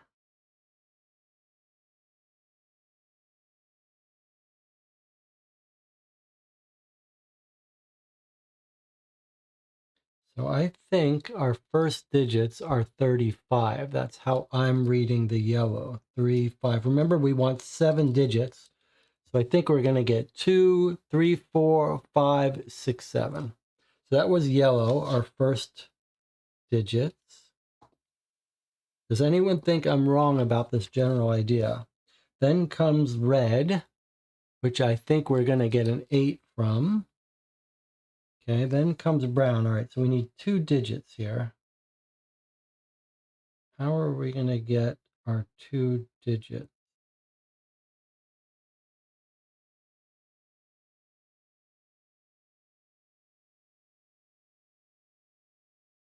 I think that's our 2 digits here.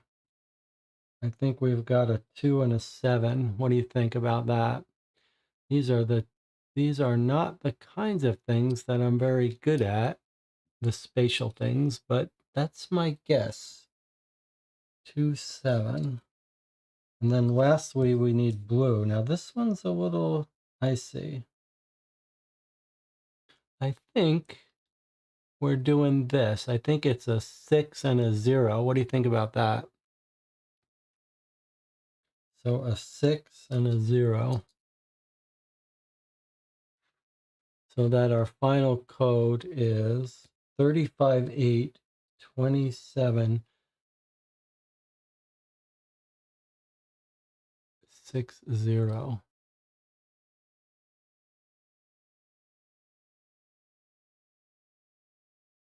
How does the group feel about that?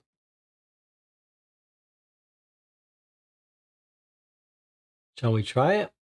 Let's try it. I like this system that tells you how long the code is. That's a huge, we've seen that before. It's a huge help in constraining what you search for. It makes all the difference in the world to know the form of the answer. Okay, let's try this code. 7-digit number. All right, so we're going to try 3582760. Enter. Yeah, that was it. Okay, pretty nice.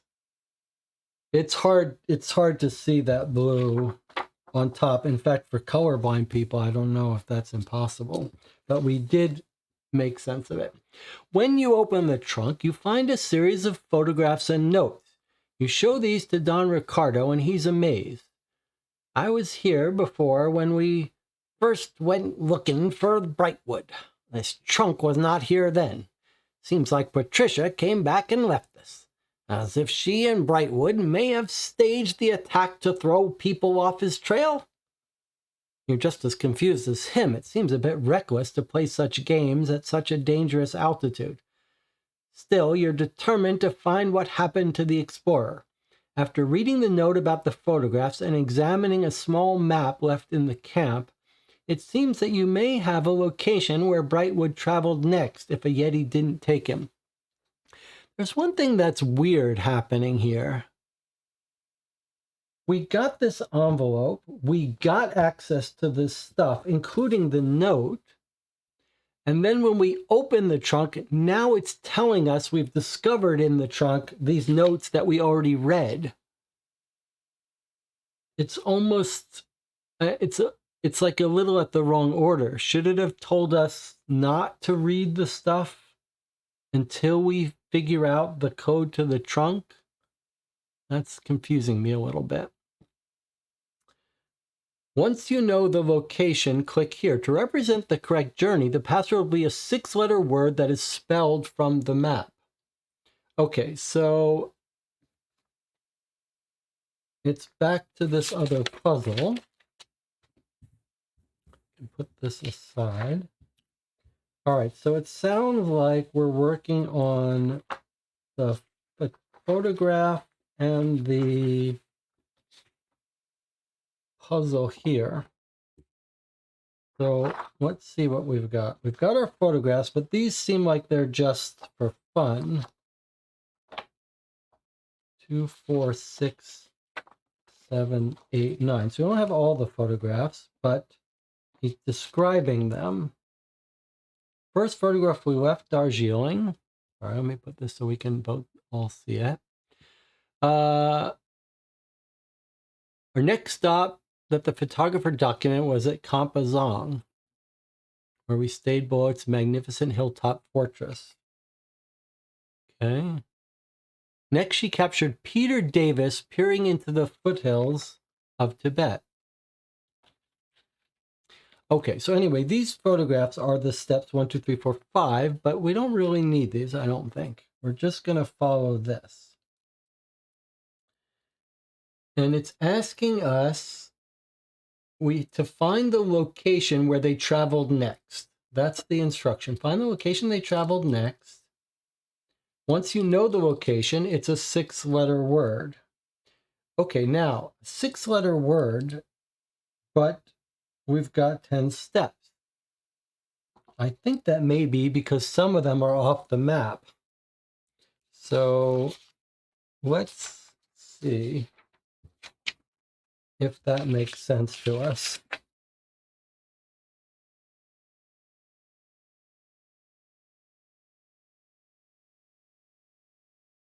All right. Maybe this would actually be easier if we do our old trick. Let's try it and see if that makes sense.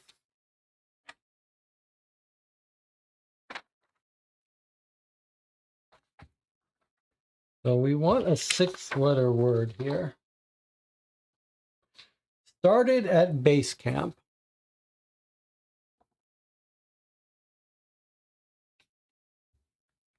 Get this settled in.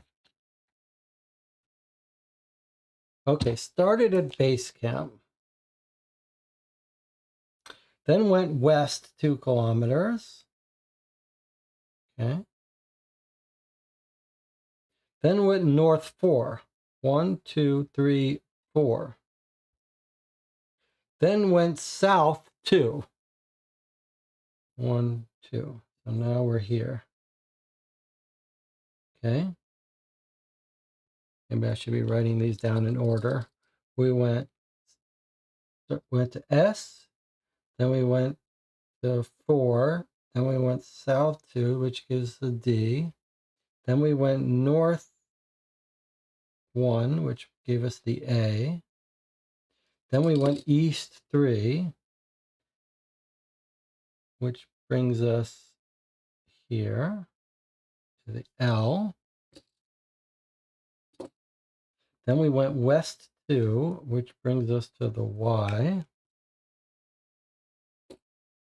Then we went west 2, which brings us to the C.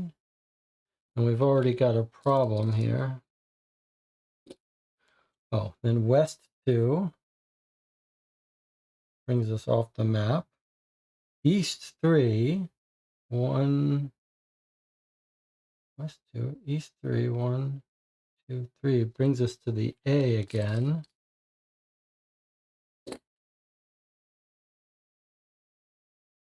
Then south 2 brings us to this O. Okay, so this is not right. North 1 brings us to the D. Okay, so this did not work.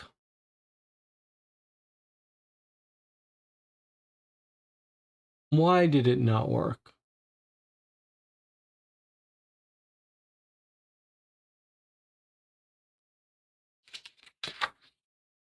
Why did it not work?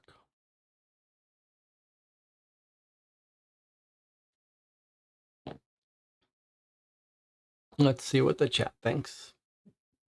We have 6 photos with numbers. My theory is we get 10 letters, but only use the 6 photo steps for the numbers.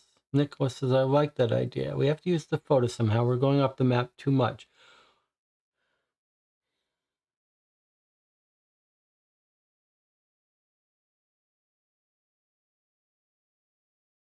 It does say her photographs should help us on our journey from base camp.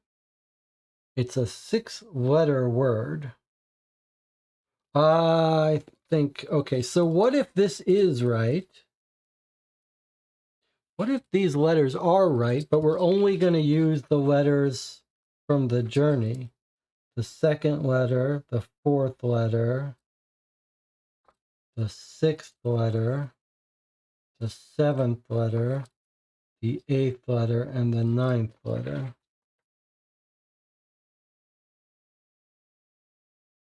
But did I complete it all?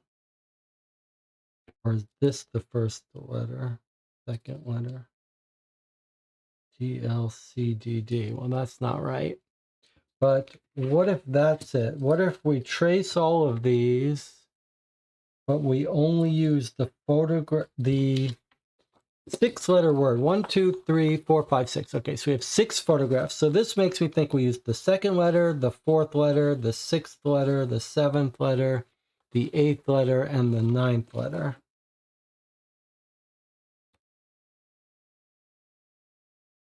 Alternative, we could only use these steps, but that wouldn't make sense.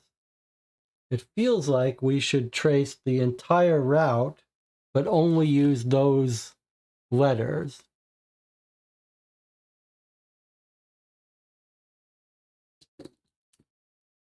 But it sounds like the chat thinks it's more complicated.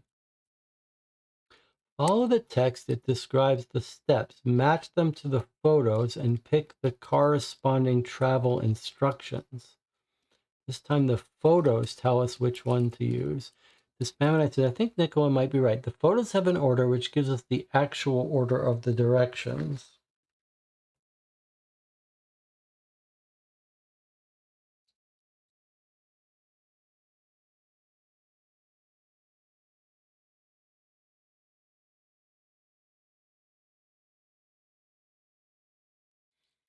The final image she developed, many of our climbers linked together.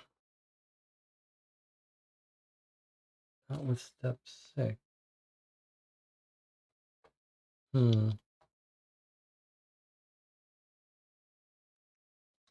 So we've got a couple of things that are throwing me a little bit. Let's look at them. First, we've got our set of photographs, which we only have some of, 2, 4, 6, 7, 8, 9. Then we've got a description of the photos that were taken.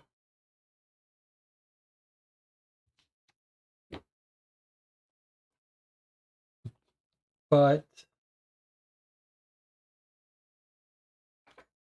if you look at them, some of them seem to be in the right order here, like the first photograph, we left Darjeeling. We don't have photograph 1, but do we think this is the Darjeeling? I don't think so.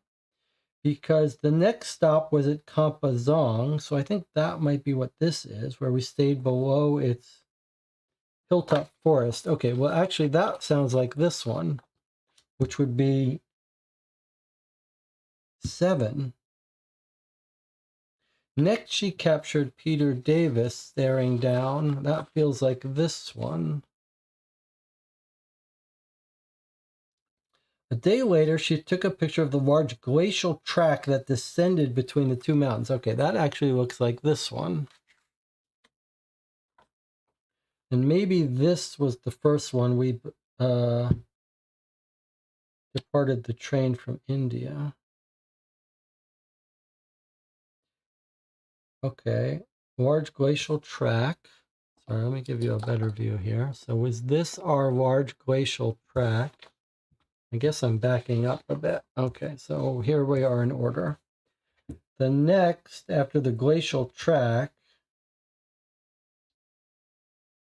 the cloud swept Mount Everest. I guess that would be this one. The final image where the climbers linked together. Okay, so I guess what we're saying is that that's actually describing this order. 9, 7, 4, 8, 2, 6.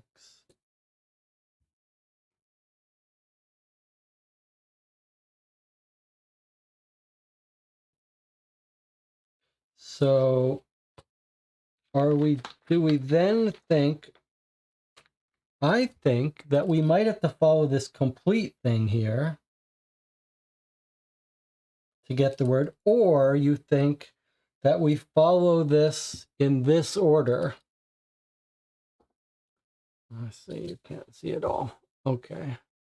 So maybe you think we just look at these instructions, 9, 7, 4, 8, 2, 6 in that order.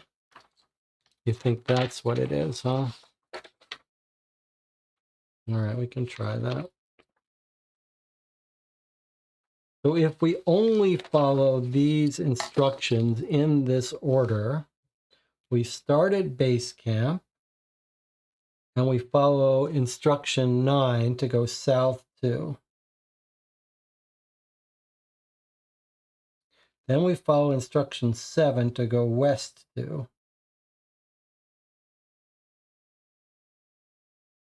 Then we follow instruction 4 to go north 1.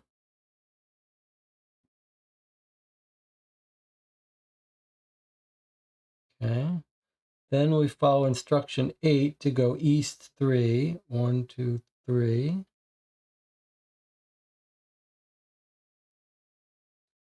Then we follow instruction 2 to go north 4. 1, 2, 3, 4.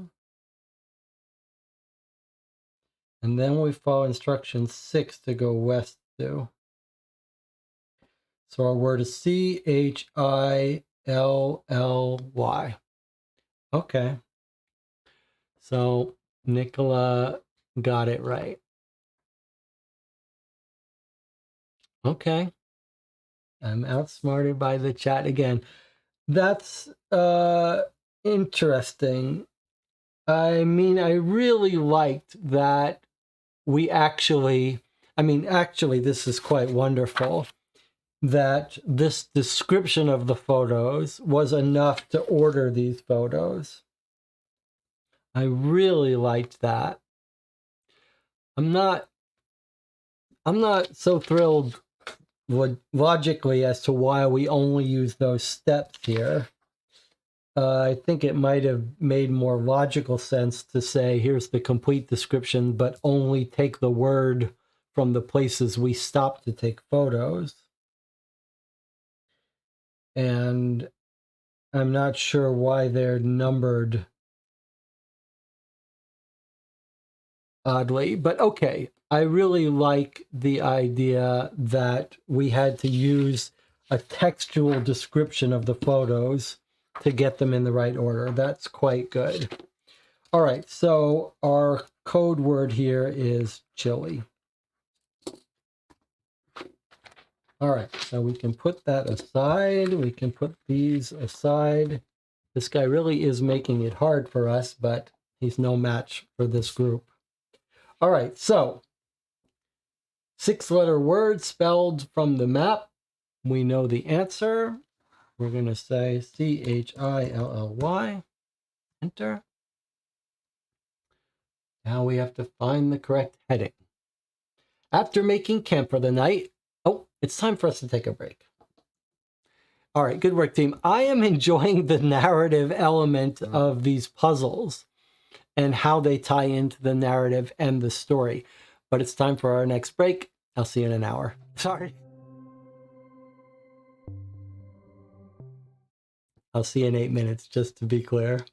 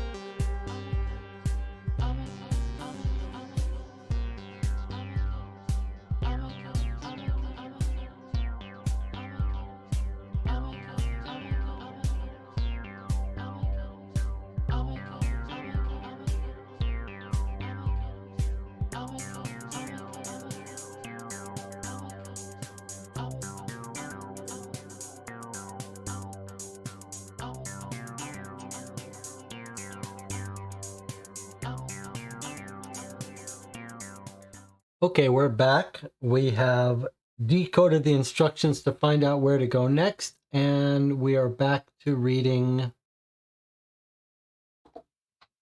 the game. Finding the correct heading. After making camp for the night, your party heads out, following the directions from the photograph puzzle.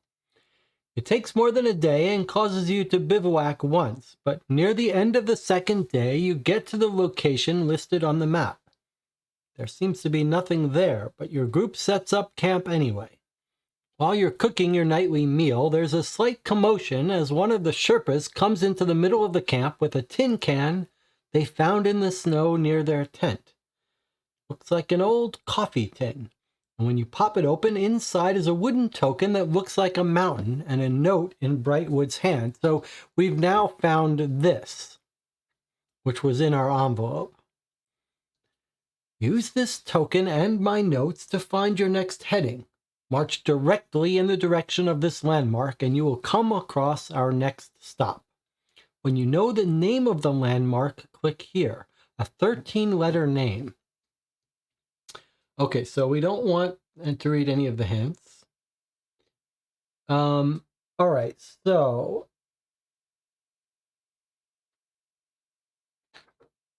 we've got the items that were in the envelope.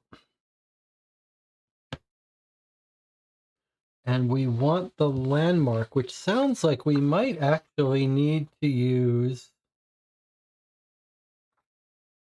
the map again. He says, use this token and my notes.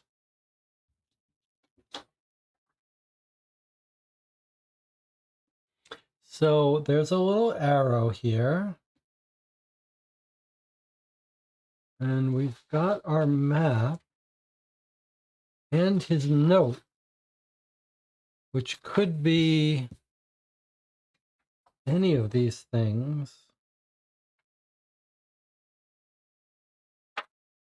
And the map.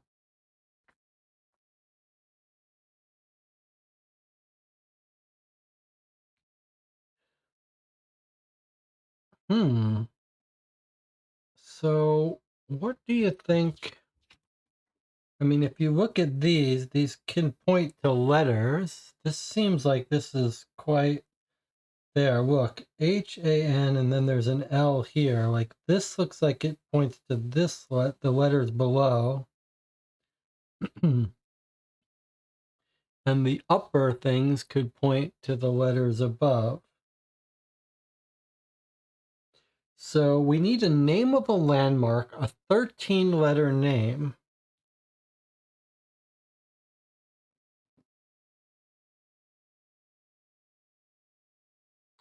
So the wind stings like an arrow. Okay. This sounds like it's talking about this arrow. Arrow on the face of chief climber Adam Cutley as we pass over the Himalayan mountain chain. So I wonder if we're going to be able to spell, let's see, we're not going to spell Cutley here, but we could spell Cutley here over the Himalayan mountain chain. We want 13 letters, right? 1, 2, 3, 4, 5 times 3 would give us 15. There's only one C. There's only one U. There's only one T. There's only one L. And there's only one Y. This makes me think that we line up the C with the Cutley. We get KH. Then over the U, we're going to get AR. Over the T, we're going to get TIC. Over the L, we're going to get the A and the N. And over the Y, we're going to get the GRI. That's my guess. And that's going to spell a landmark on our map. Let's just try it again. So on the C, I get a K and an H. Over the U, I get an A and an R. Over the T, I get TIC.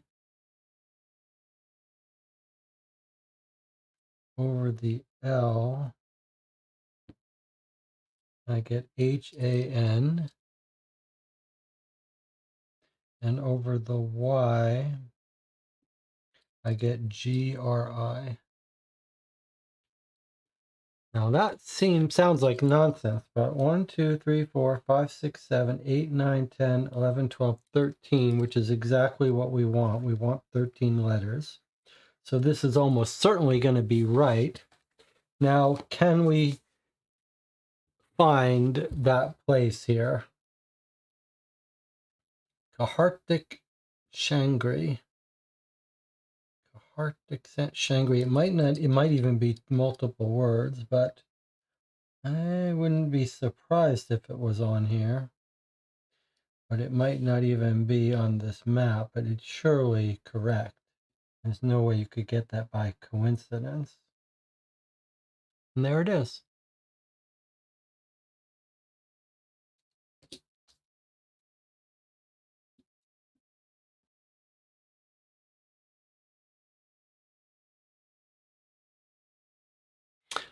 The chat is completely silent. What's happening here? What if I'm not back from break? How devastating would that be? But surely I am back from break, correct? Someone must be in the channel. Nicholas says, good job, Jesse. Thank you. That means quite a bit coming from Nicola. Okay. So we know the name of the landmark. We're going to click here to put it in. KHARTICHANGRI. The fun part about that puzzle was being able to guess that that was what was going on based on the fact that the letters in Cutley were unique down here. But it was tricky that not everyone gave you 3, so that was pretty cool though. Okay. Let's read about the shrine. It takes one of the mountaineers a few minutes to adequately determine which peak is Kartashangri, but eventually the party is marching straight for it. Half the day goes by and the group makes good time. Finally, you come to what looks to be a small shrine, and the foot of it is a trunk that matches the same style as the last few you have found. This guy's carrying around like dozens of trunks. Thankfully, this one is unlocked. You may now open the envelope marked the shrine. Okay, so we've got 2 more envelopes left. This is our penultimate envelope, the shrine.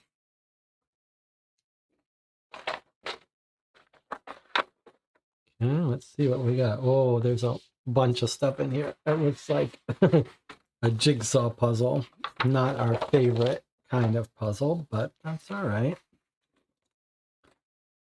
All right, so we're not going to read these yet because we've gotten surprised by the game by reading the stuff in the envelope. It says you can open it, but then it seems to want you to not know about this yet. So let's keep reading here. You open the envelope. After reading the note, it looks like you will have to make it to the top. Okay, what note is this? Okay, let's read it as it tells us. 52535. We have made it to the foot of the sacred mountain of the Yeti. Our surveyor, Malcolm Darling, cannot determine if this is one of the mountains the British have named during their geographical expeditions in the 1800s, or a whole new mountain that Westerners have not yet seen.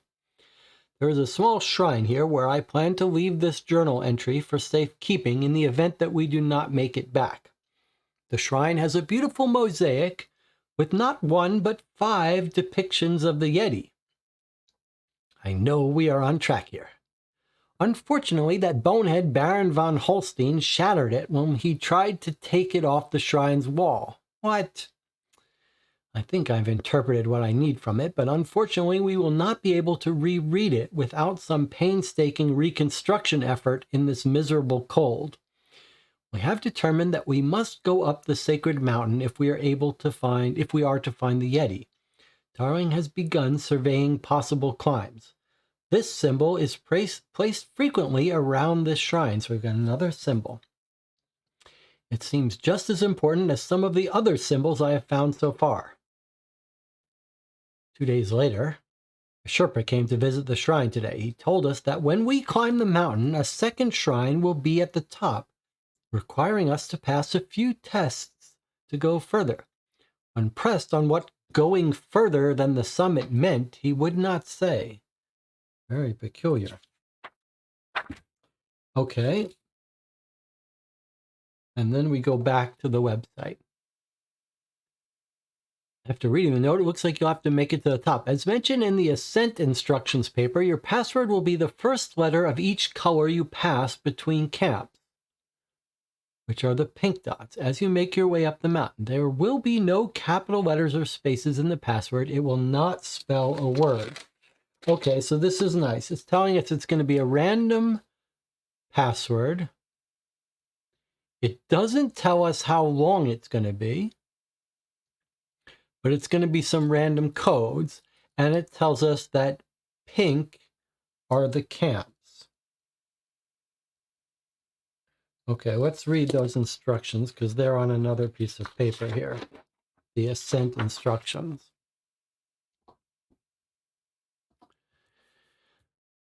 To summit the mountain, a series of climbs must be made. The diagram shows the ascent routes surveyed and planned by Brightwood's surveyor upon reaching the sacred mountain of the Yeti. Because the human body cannot sustain high altitudes for long, you must determine the route to the summit of the mountain that takes the least number of climbing hours. Starting at base camp, your code will contain the first letter of the color of each leg of the climb you make. For example, if you made it to the summit by going green, green, yellow, blue, your password would be GGYB. The red route takes 5 hours, orange 4, yellow 3, blue 2, green 1. And we want the one that takes the least number of hours, but presumably they don't all make it. The dotted line is the death zone. All travels above this line take double the amount of hours due to lack of oxygen. If any part of the leg is in the dead zone, then the hours are doubled. Pink dots are camps and signify the end of a leg of the climb. Okay, and then we've got some other... Oh, I see. Okay. So we've got something that's clearly not for us, but here are the ascent routes.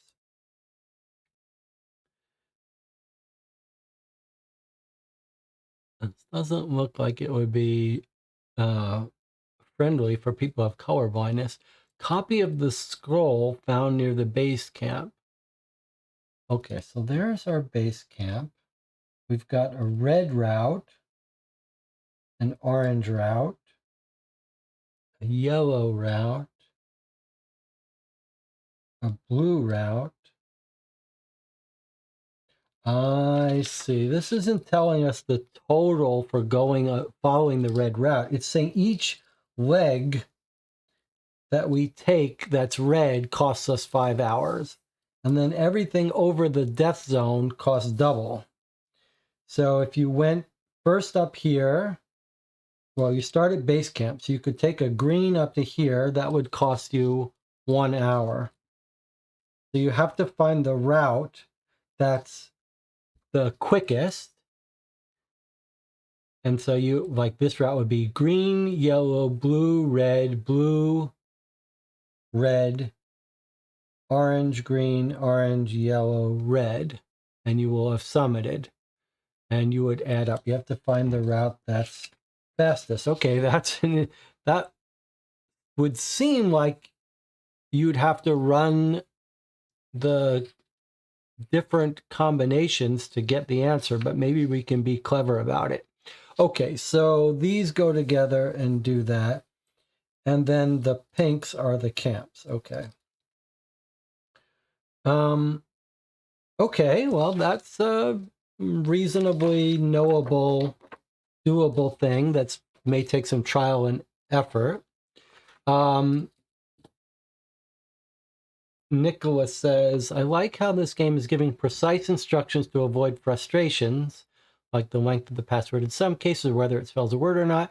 I think it goes on in too much detail, however, which breaks the immersion a bit. I think overall it's a definite positive. I completely agree. All right, but before we go up, we should solve this puzzle, don't you think? Seems like thematically, it's a little weird how this game doesn't... It's a little weird the order it tells you to do things, but I know I'm doing this puzzle because we can't very well leave base camp and then reconstruct this shrine thing that this guy broke in the story. But I feel like you guys are going to be trying to solve that constraint satisfaction puzzle on your own, that optimization puzzle, which you shouldn't be doing. But I guess we'll worry about that later. So now we've got a purple puzzle of the Yeti shrine. Did we see a picture of that somewhere? Where did we? I just feel like we saw some picture to help us. Here's a picture of him, and here's another picture of him. I guess this one's different. All right, well, let's work on this puzzle. This could be boring. You might want to go get yourself a coffee, refresh your tea. If you're working on the optimization puzzle, you're just going to be punishing yourself for later because you'll have to sit there and watch me do it anyway. So I'm not sure what to tell you.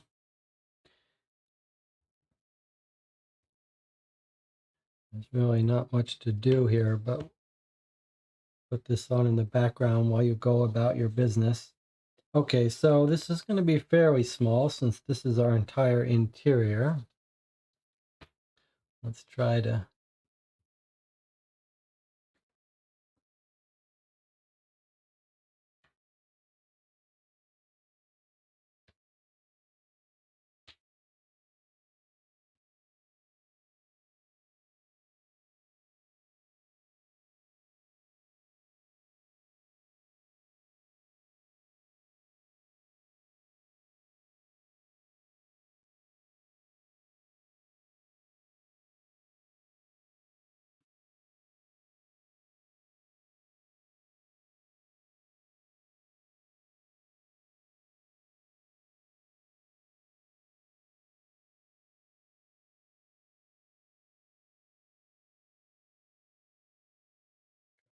dotted lines over there.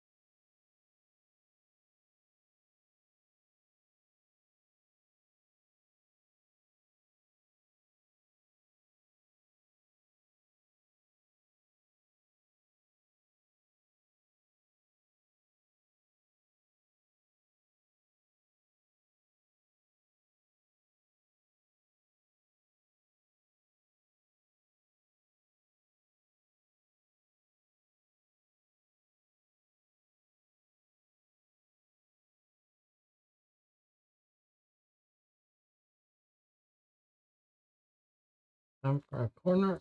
Yes, okay. Well, there's our, whoops, could be top or bottom or side. We don't know, but that's the size of it.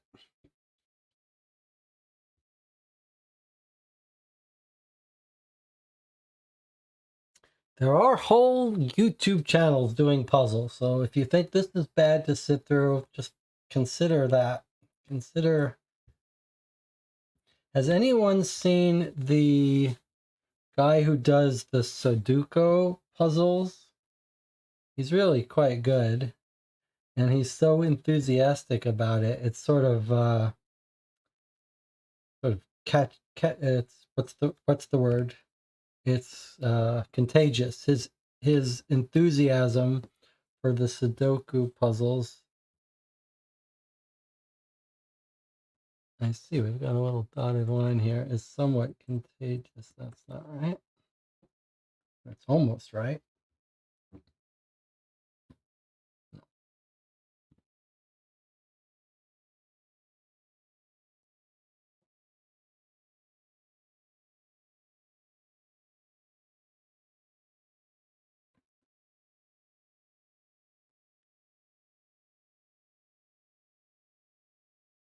Okay, well, this is clearly the bottom right.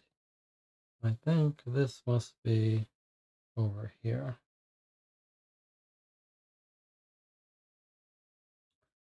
Okay. That's not right, is it? Maybe. I wouldn't swear on it.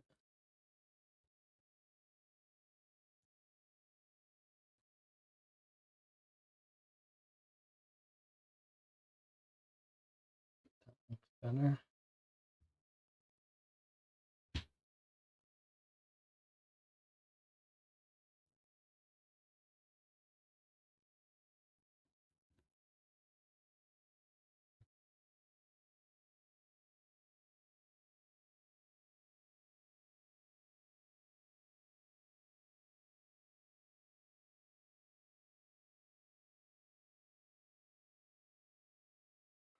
All right.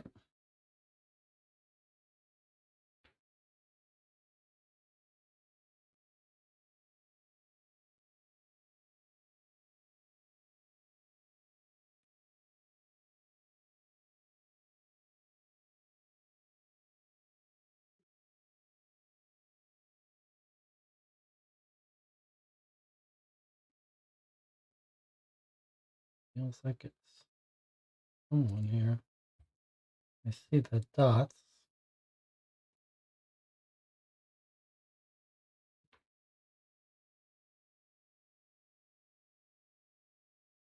Okay. I guess it's easier to do the Yeti. Put him together. There's lots of little Yetis here.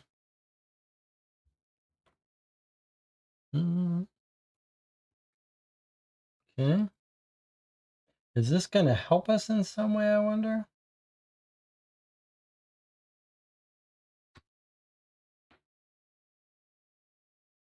Where's more Yeti fur?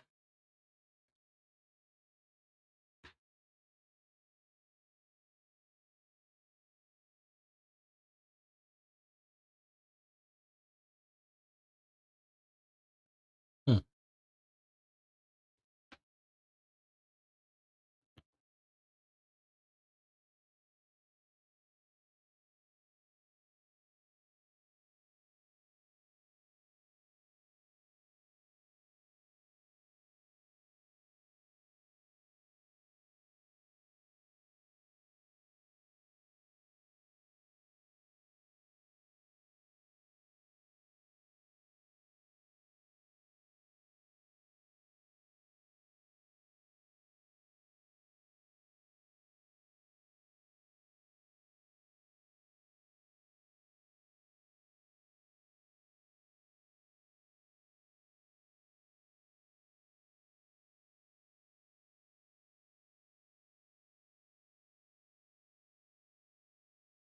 Where is this piece? Feels like there should be a...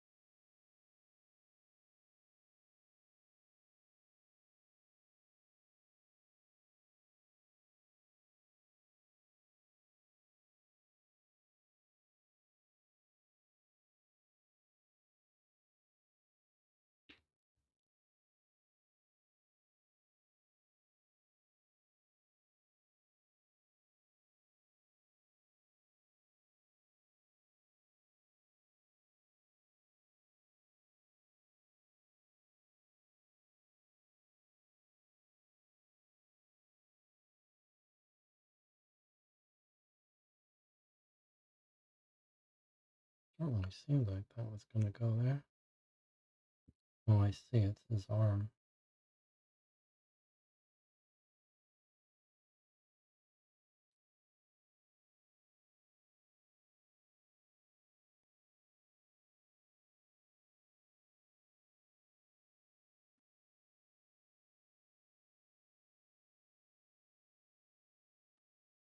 No, no, no.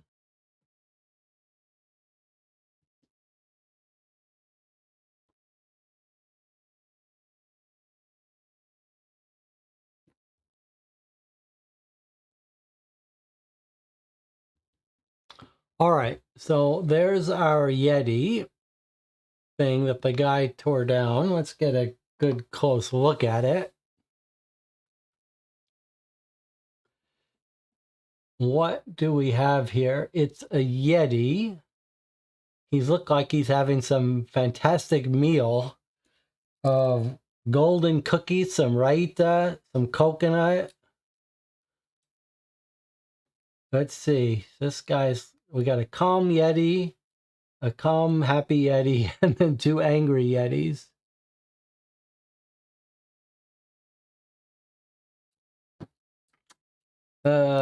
No clues obvious in this for us, but let's remember it. I'll put it aside, try not to break it in case we need it. From the looks of it, it just looked like it was from flavor. It was narratively set up, but let's hope that we actually need to refer to that at some point. Meanwhile, we can now return to the game. I need like a little chime that could wake you up if you've taken a nap while there's nothing to see. We need to make our ascent. Yes, our ascent. I forgot all about it. Okay. Let's see. Copy of the scroll. I wonder if this is going to match with one of the Yetis. Look at this. Just to break. Look at this scroll. Actually matches this Yeti in case we need to figure out which Yeti maps to which symbol. All right, let's go. We'll go back to that. So now we know the costs of each of these routes. Our goal is to find the fastest route. So obviously we could enumerate them all. Is there a smarter way to do it? Let me go to this for a second so that I can see it on screen. Okay. Is there a faster way to think about it? Well, we know above the death zone is double the cost. So you might expect that the costs up here will dominate. So you might ask, can we reverse it? We can go down this path or this path. What's the fastest path? Red is 5 hours. Orange is 4. A little hard to differentiate between red and orange, but these are all red up here. So getting down to here is the same both ways. There's a green route across, which is the fastest. Yellow is 3 hours versus 1 hour. So, but then you have to take a red from here. You might guess that this route is fastest. This route you can get down in 2. This one takes you 1, 2, 3. So if we do this, we have 2 reds, but that's a 10 hours to get down here. A red, yellow, and orange would cost us 10. Sorry, this would be 10 hours plus 10 hours. 20 hours, plus a yellow is 26 hours, plus an orange is 32 hours. So this route to get down here would be 32 hours. 5, 10, 13, plus 4 is 5, 10, 13, plus 4 is 17. If we double that, that's 34 hours. Okay, let's see about this way. 5, 14, plus 3, 17, 18, and then another 5, 23, and double it's 46. Surely it's going to be faster to go this way. So if that's 34 hours, and then we still have to get to here. 4 hours plus 5, 9, 10, 15, 3, 18, 19, plus 19. From here to here, I get 19. Is it any faster to go here? This is so cheap to go down here. You could get 4, 8, 9, 14, 18, 19, 20. That's still longer than going straight down. This one doesn't have to do 2 reds though. 4 plus 10 is 14. 17, 18, 19. That's longer. So far, this route seems fastest to me. Could walk this one. Let's just see. 5, 8, 12, 13, plus 5 is 18, times 2 gives you 36. But then you could get down here faster. Let's see. 2, 7, 8, 9, 12, 8, 9, 12, 13. That's actually faster.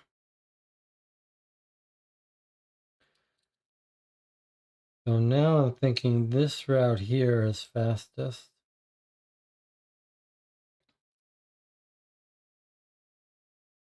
Let's double check it. 5, 6, 7, 8, 12, 13,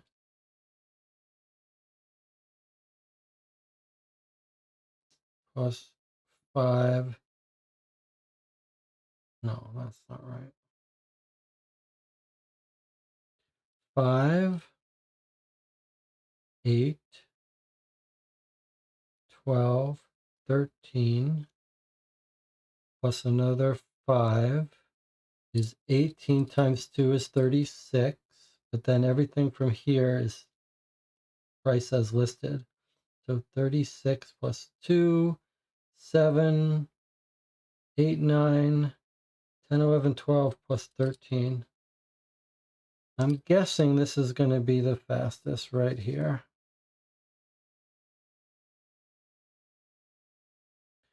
Any thoughts on that?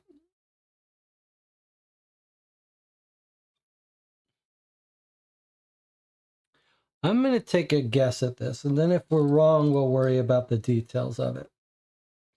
We're summiting, so we would count. This is the path I claim on my first glance is fastest. So that gives me green, yellow, blue, red, blue, red, green, orange, yellow, red.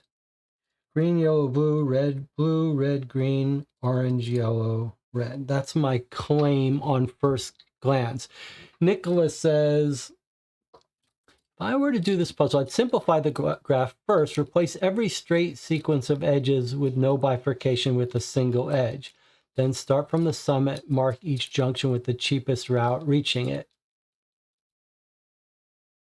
You're absolutely right.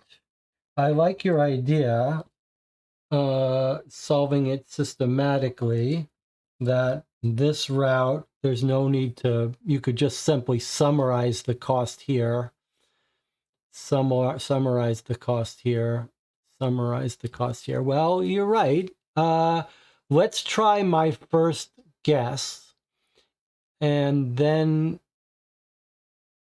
if it's wrong, then we'll do it the systematic way, which I could be wrong on a bunch of ways. Green, yellow, blue, red, green, orange, yellow, red. Okay, we're going to try it, and we're going to do it this way first, and then we'll do it the systematic way if this is wrong. All right, so green, yellow, blue, red, green, orange, yellow, red. Okay, looks like my intuitive second shot was right. But Nickel is right. That would be the way to do it. But there's no shortcut that I know of other than just simplifying it as Nicholas said, and then whether you go, well, I guess it would make sense to go from top to bottom. you'd still have to work it out all the way down. All right. Continuing on, the top of the sacred mountain. You set up a new base camp to climb the sacred mountain of the Yeti. While you wait for the porters to move in supplies, you have some time to look at the shattered mosaic. After some painstaking work, you're finally able to get it put together. This is the third time that we've done something, and then the game, then we've had to solve a puzzle, and then the game has told us that we did the thing. It would have been better if it told us when to work. It's just weird that we're doing things before certain roadblocks. Anyway, now we're looking at the shattered mosaic. After some painstaking work, you're finally able to get it put together, which is right here.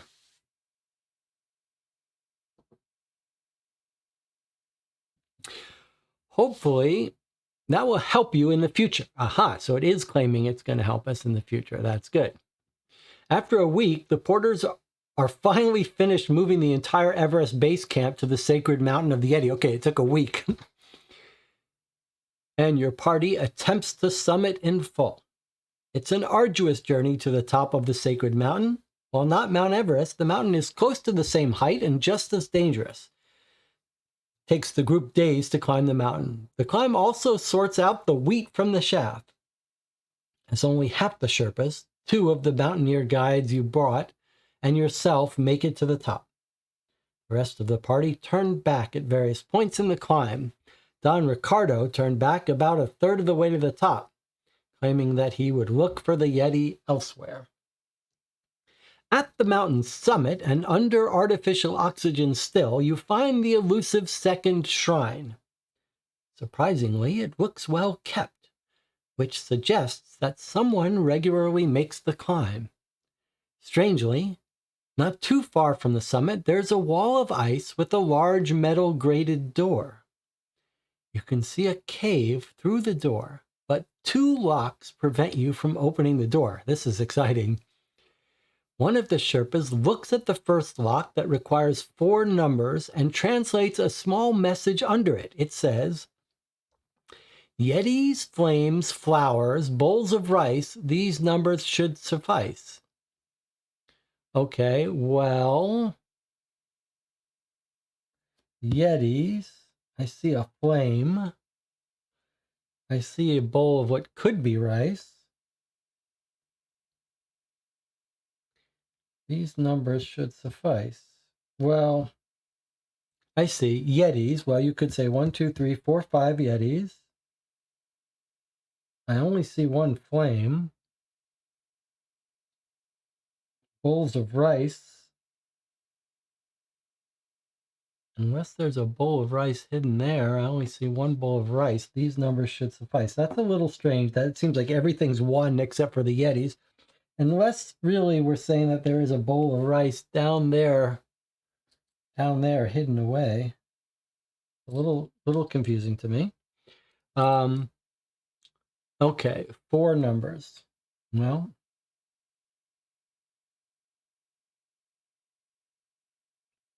all right.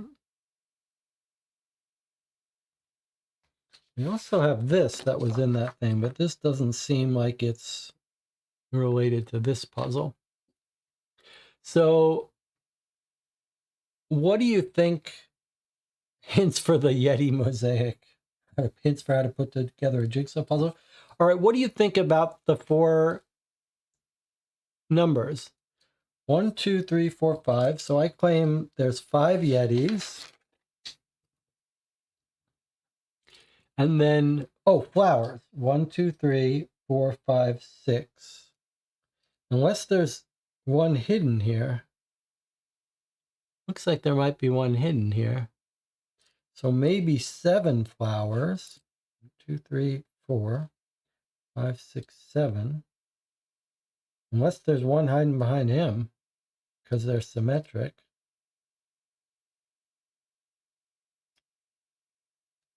And then bowls of rice. I guess I'm claiming there's 2 of them. And then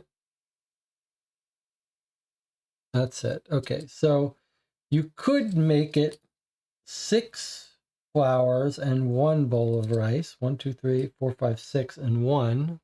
Assuming this is rice, looks like raita to me, but maybe I have Indian food on my mind. Well, what do you think? Is the answer going to be 5, 7, 2 or 5, 6, 1? Let's see what the chat thinks.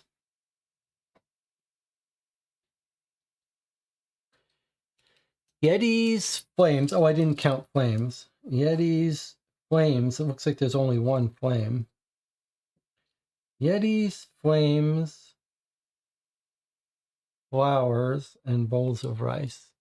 Nicholas says 5, 1, 8, 2. So Nicholas says not only is there a flower here, but there's a flower here. You can kind of see its little petal right there. I like it. So 5, 1, 8, 2 says Nicola. 5 Yetis. 1, 2, 3, 4, 5, 6, 7, 8 flowers. 1 flame and 2 bowls of rice. Isara was saying, I was also thinking the Yetis are in flowers. Well, that's a very interesting idea.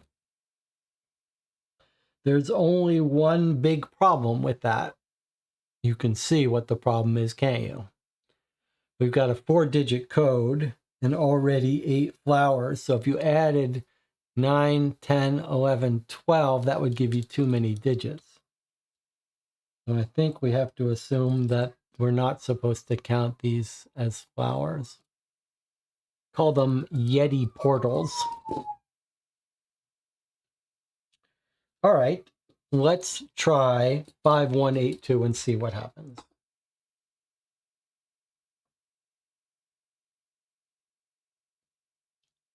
5182. Enter. Nope. Oh, that's the first time we've been wrong.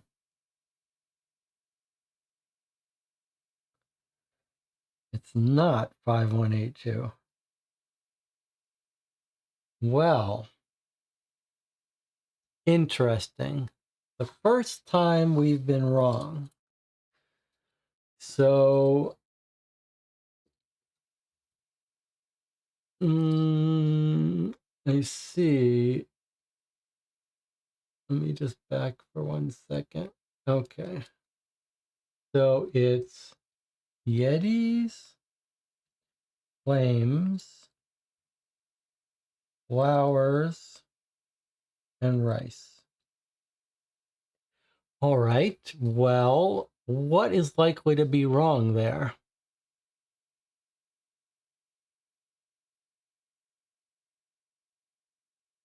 Okay, let me just point out, we were thinking there was a little flower petal poking out here, but look what's over here. So maybe this isn't a flower poking out. So now I think we should try 5. 1, 2, 3, 4, 5, 6, 7. 5, 1, 7, 2.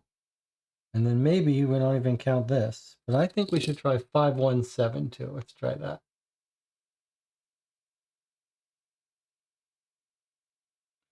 5, 1, 7, 2.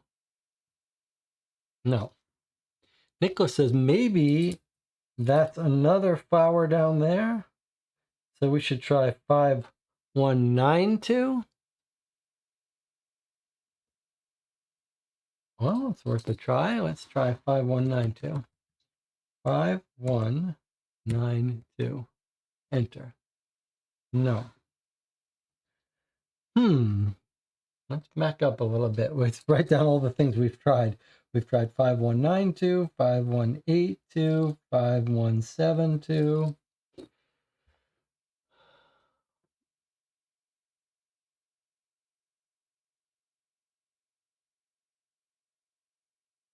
Are we sure this is the bowl of rice? What is this a bowl of? Those aren't the bowls of rice, are they? No. Are we sure this counts as a bowl of rice? Should we only be counting the full ones we see? Doesn't seem like it. Are one of these creatures not a Yeti? They all look like Yetis. This is a strange puzzle. 5171. So you're claiming that there's only one bowl of rice. This is our first sort of miss of a puzzle because it feels like you have to sort of read the minds of the designers what they want from you. Unless we're overlooking something.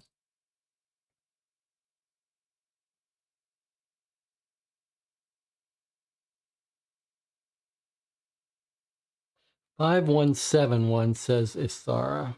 Okay, let's try it. 5171. So you're only counting one bowl of rice. Nope.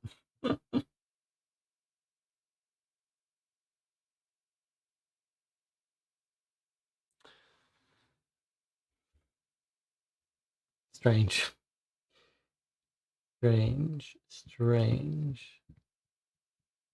Yetis, flames, flowers, bowls of rice. These numbers should suffice.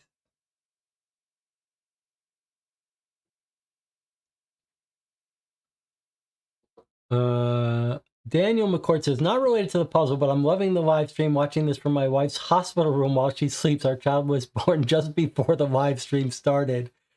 That's craziness. Well, this, maybe your new child is going to be a puzzle person. Nicholas says, it's not a good puzzle when you just keep trying different answers, hoping they're right. Yes, I agree with you. Dawn has dropped by. She said, are the two flowers lightly sketched on the purple pieces under the two Yetis at the top?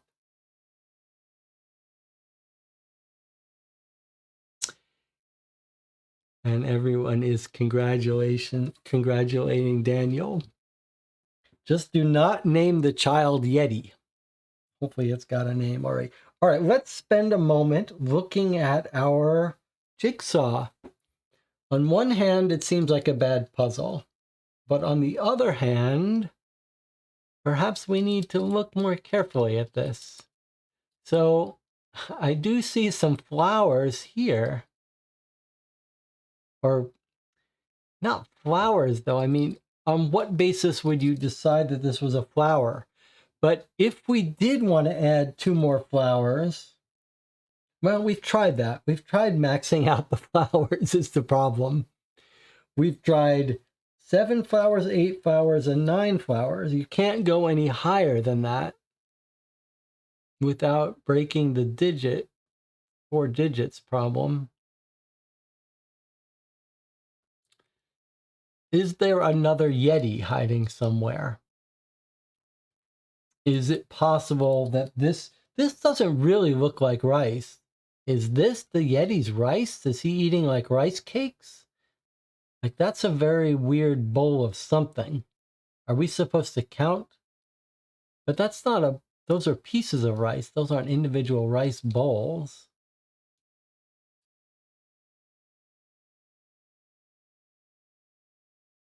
These clearly are all Yetis. What about 6 flowers, the obvious ones? Yes, I think you're right. We should try the obvious ones. Okay, so if we only count the obvious, we get 1, 2, 3, 4, 5, 1, 2, 3, 4, 5, 6, 1, and 1. So let's try 5, 1, 6, 1, and something like that. I mean, we're not going to like this puzzle if any of those work, but let's try. 5, 1, 6, 1. That's if we use just all the obvious. That was it. Okay. All right. So that was a very strange puzzle where it didn't want us to imagine anything. It didn't want us to look behind the plants. It didn't want us to look at anything. It just wanted the most obvious count. 6 flowers, 5 Yetis, 1 flame, and 1 rice. Okay, it's the one miss, but it's good we tried it. Let's see what we've got here. Very strange. Very strange. You put in the answer from the mosaic, and the first lock slips off. The second 4-digit lock has a prayer flag tied to it. After looking at the shrine and some of the other materials you brought, you think you might have the second code. When you have the code, click here. 4 numbers, no spaces, and there's a prayer flag tied to it. Okay, so that was funny. All right, it looks like this is going to be our prayer flag thing, and we recognize those. So let's see. What do we recognize? There's that Yeti and that symbol. And then we got this one here. And we got this symbol here. This symbol here. So this is here. This is here. This is here. And do you remember where this one was from? It was from our map. Now,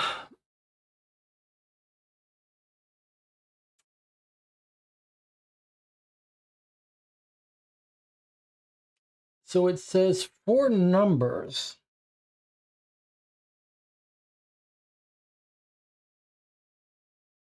This is an interesting little thing. I mean, do we think that the order of the 4 numbers are going to be the order in which we got these things? Like, yes, because look, these have dates on them. So it is letting us reconstruct an order from these. 4, 5, 6. So this came first, then came this, then came this. So these 3 came in order. And then the map came first. So 1, 2, 3, 4. So we actually do have an ordering.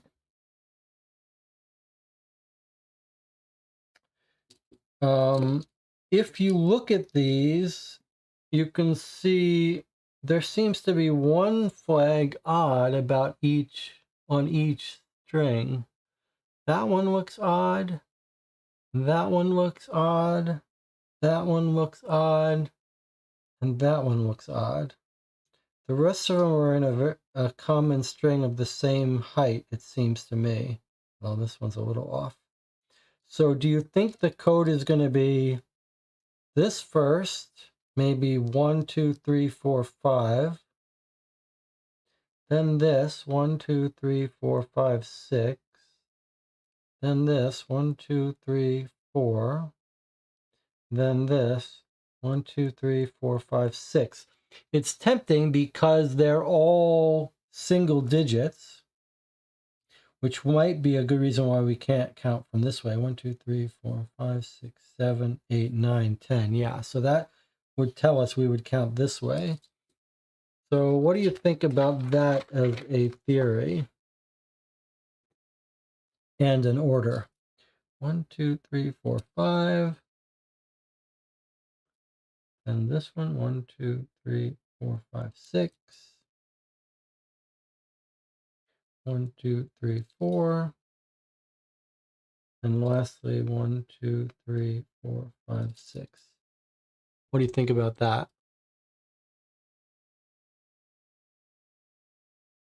We know it's a 4-digit code.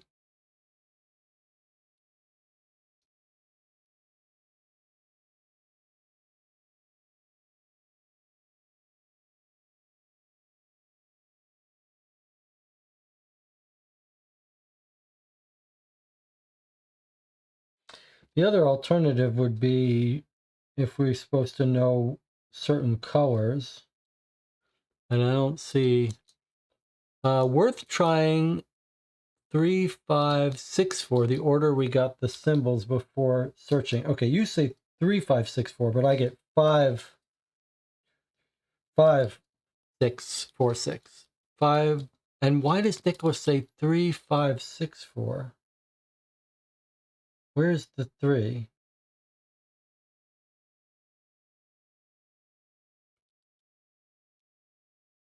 Where are you getting the 3 from, Nicola?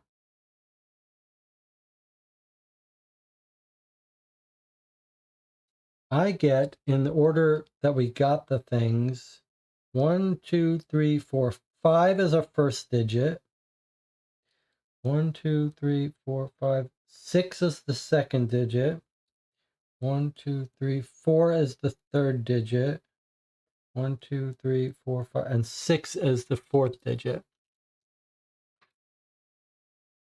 Nicholas says the polygon sides.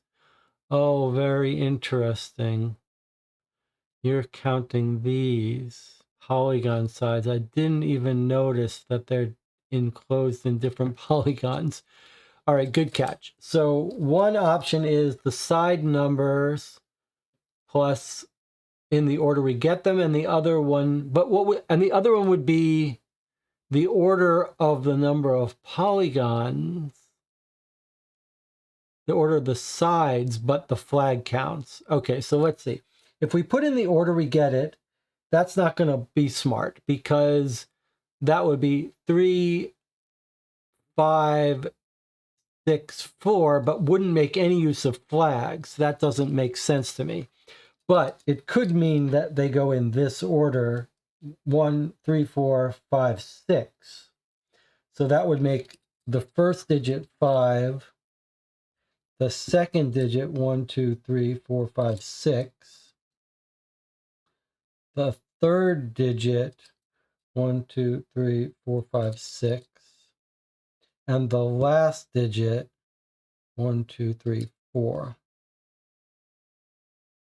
So 5664 or 5646 seems more likely to me. I think this is probably the most likely.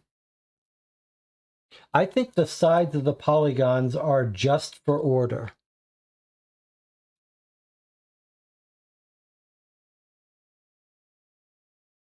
And we're still counting the number of flags. Nicola says 5664 makes sense to Nicola as well. Okay, so Moneycut says, I'm thinking either the sides of the polygons or the Yeti being on a yellow background, and the yellow flag has something to do with it. It's interesting. I think Nicola is right that the number of sides is important, but I think it's probably giving us the order: 1, 2, 3, 4. And then I still think it's this one odd flag in all of them, because the clue tells us about the flags on the shrine. So I'm going to guess that it's 5664, and I'm going to try this one first. 5664. Let's try it. 5664. What?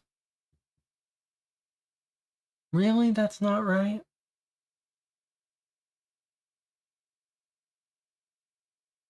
It really seems like that should be it. 5664. Nope.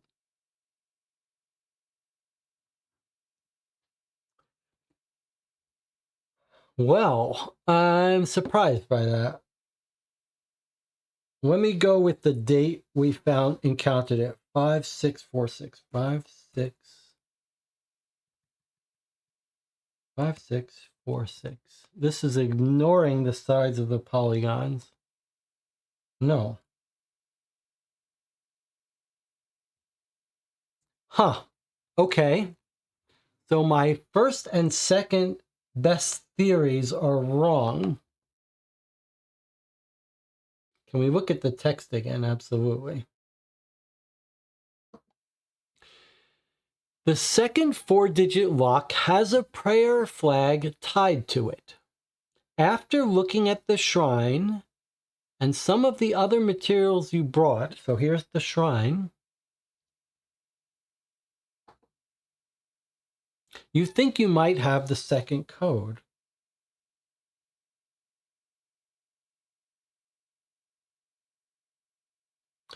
Let me remind you, we do have some other stuff here. We've got this stuff, weird stuff here. And we've got this that we haven't had a use for. And there's still another envelope we haven't opened yet. I feel like that's for that. But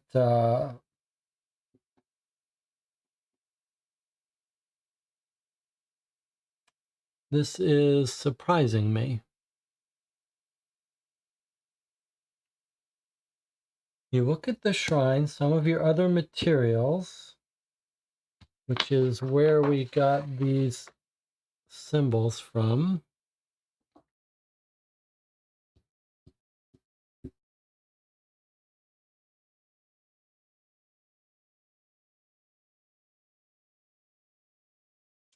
So I counted the position of these. I counted how many spots to a green, to a white, to a blue, to a red. Can we associate numbers with them instead?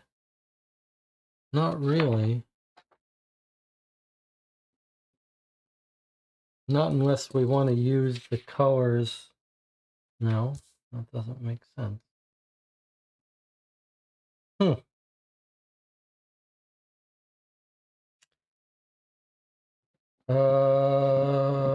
Interesting. Let me just bring this down so we can see it. We don't really need that.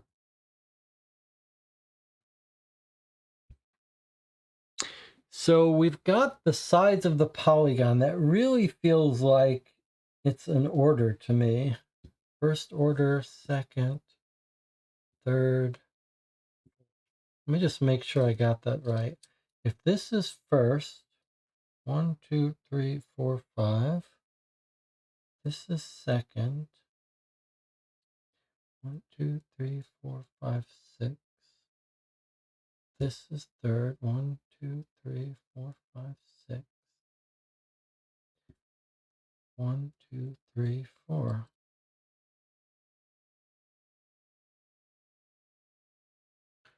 Well,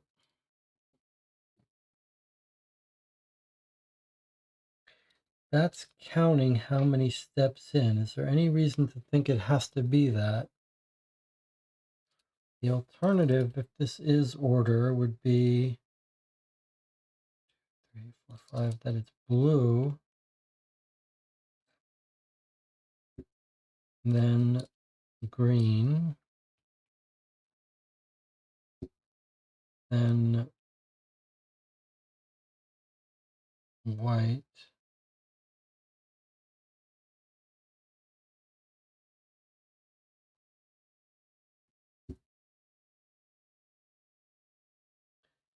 And red. I don't know how to get a number out of that. Let's see if the channel's figured it out. Try Nicholas' code suggestion with the polygon sides.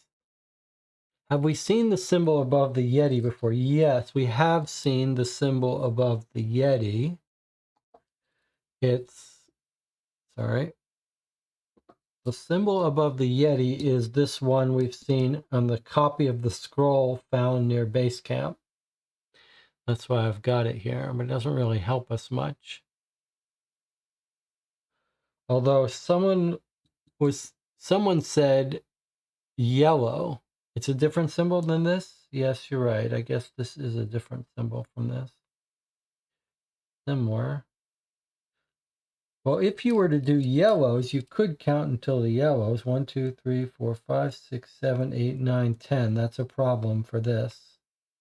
But you could count this way and get 2, 1, 1, 2, 3, 4, 5, 6, 7, 8, 9. Yeah, that doesn't work.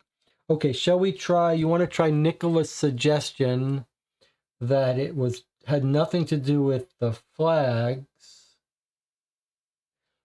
but that it's just that we got this first. So 3, 5, 6, 4. 3, 5, 6, 4. Is that the thing you want to try? That we're going to do it in order that we receive these documents. 3, 5, 6, 4. Shall we try that? DJ Moneycut has an alternate theory. The number of yellow flags per string. I like that idea. Let's try the 3, 5, 6, 4, and then we'll try Moneycut's idea if that's wrong. I guess I'm going to say that I won't be thrilled if this works, that it doesn't use the flags, but okay. 3, 5, 6, 4. No. Okay. That's fun that it didn't work. All right, let's try Moneycut's idea. The idea being that the Yeti likes yellow because he's on this yellow, even though it's an off yellow. And then do we still do it by order of shapes or order we get it in? I guess if we do it by shapes, then this guy has one yellow on this string. Then I'm going to do it by order that we saw them in first. Then this guy has 3. This guy has 1. And this guy has 2. 1, 3, 1, 2. And if we do that by this order of the polygon sides, we've got 1, 2, 3, 1. So 1, 3, 1, 2 or 1, 2, 3, 1. Let's try those. Let's see if either of them work. Nicholas says it's worth trying 5, 4, 6, 3, which is simply the signs from left to right. Oh boy, that would be a disaster if that was the answer, but let's try. Let's see. I'm going to try 1, 3, 1, 2 first. 1, 3, 1, 2. No. Okay, now let me try 1, 2, 3, 1. Okay. So the last two puzzles have been very iffy. It shouldn't be that we can try 10 different things. This shouldn't be a puzzle like this. This is a flawed puzzle where people can come up with 10 different ambiguous possible solutions to possible puzzles.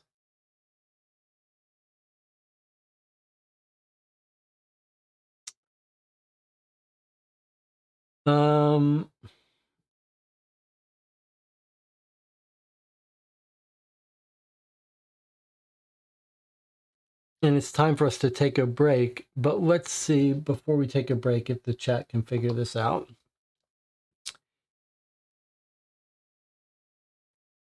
It's worth trying 3, 5, 6, 4. We tried that.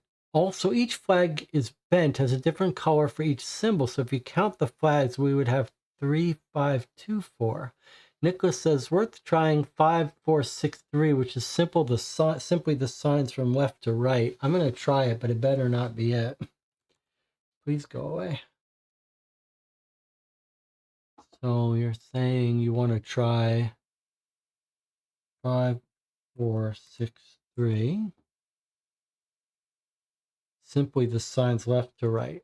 Enter. No.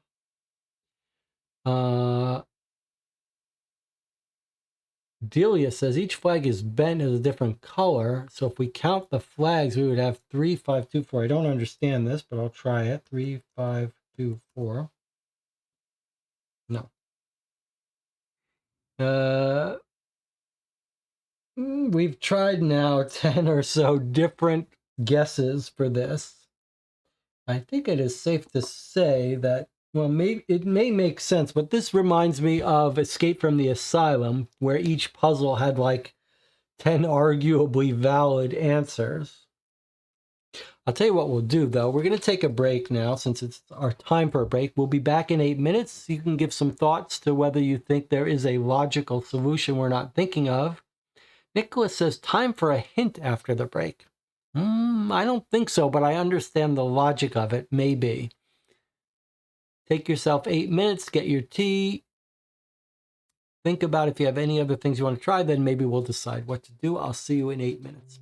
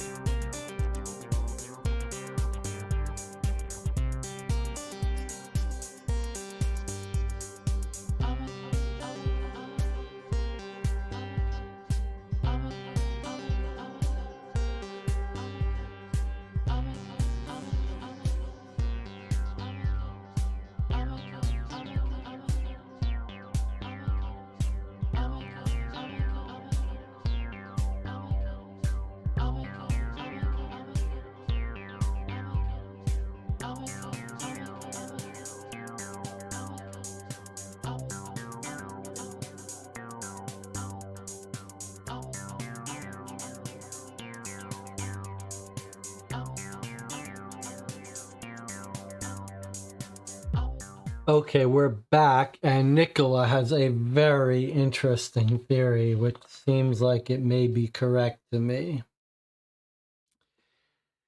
So Nicola says, hey, look at these colors here: red, blue, yellow, white, pink. And look at this thing we don't understand what this is for. Most of those colors are here. There's no white. So that's as far as I got. No white, it can't be for this.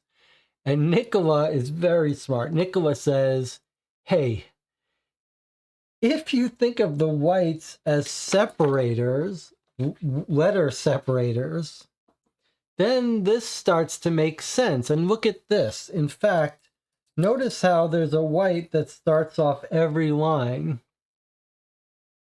So what if this is spelling out numbers, digits? So red, blue, let's move this up here. So if I understand what Nicola is suggesting, that we're going to get a digit spelled off on each string. So what's red, blue? Red, blue is an F. This is going to say like 4 or 5. Okay, then a white separator, then a yellow by itself is going to be an E separator. Then red, pink, blue. Red, pink, blue. There is no red, pink, blue. But boy, did that seem right. Okay, what if we go the other way? Start off with pink, yellow, blue. Pink, yellow, blue is an S. A yellow by itself is an E. Blue, pink, red. Blue, pink, red is a V. You can see where this is going. A yellow alone is an E. Then a blue and a red is going to be our N. Blue and red, 7. Nicola got it. Now let's go down this strain. A yellow by itself is an E. Then a green and a blue makes an I. A white is our separator. Then a yellow and a green is a G. Pink and a green is going to be a H. So we're going to get an 8. Now we move over next.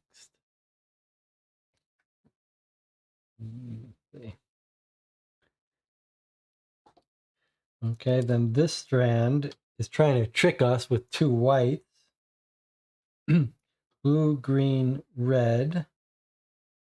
Blue, green, red is a Z. Then a yellow is our E. Then a pink and a blue is going to be an R, surely. And then a pink, a blue and a pink is going to be our O.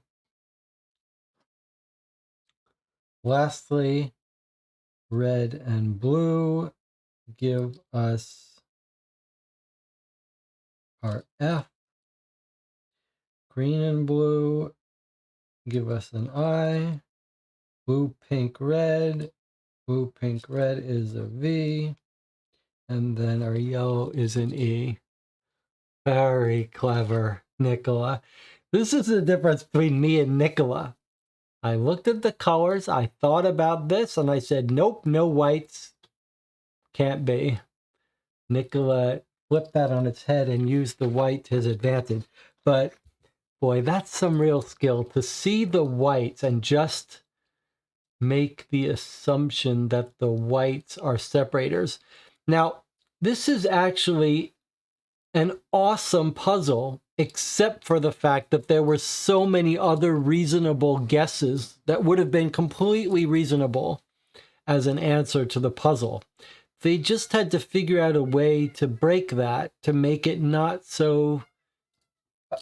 make it so appealing to try different things. All right, we still have to have the order, but I think Nicola's guess that it comes in the order of the number of polygon sides still seems most likely to me. My God, my cat is going crazy. You can't hear. That meowing like crazy means she's got her little toy in her mouth. If I could show you, she's meowing with the toy in her mouth. Can't figure out how to get in the door and drop it in here without dropping it.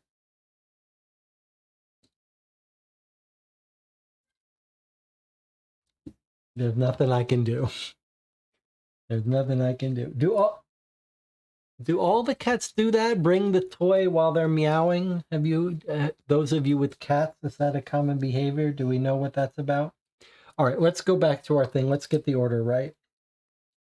So the triangle, which is this shape, if we do it in order of number of sides of polygon, that was our 0.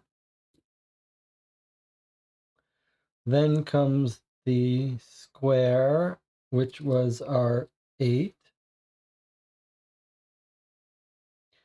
Then comes our pentangle, which was our 7. And then lastly, hexagon, which was down here, our 5. So I have 0, 8. I don't know why I've done this. This is number 4. 0, 8, 7, 5.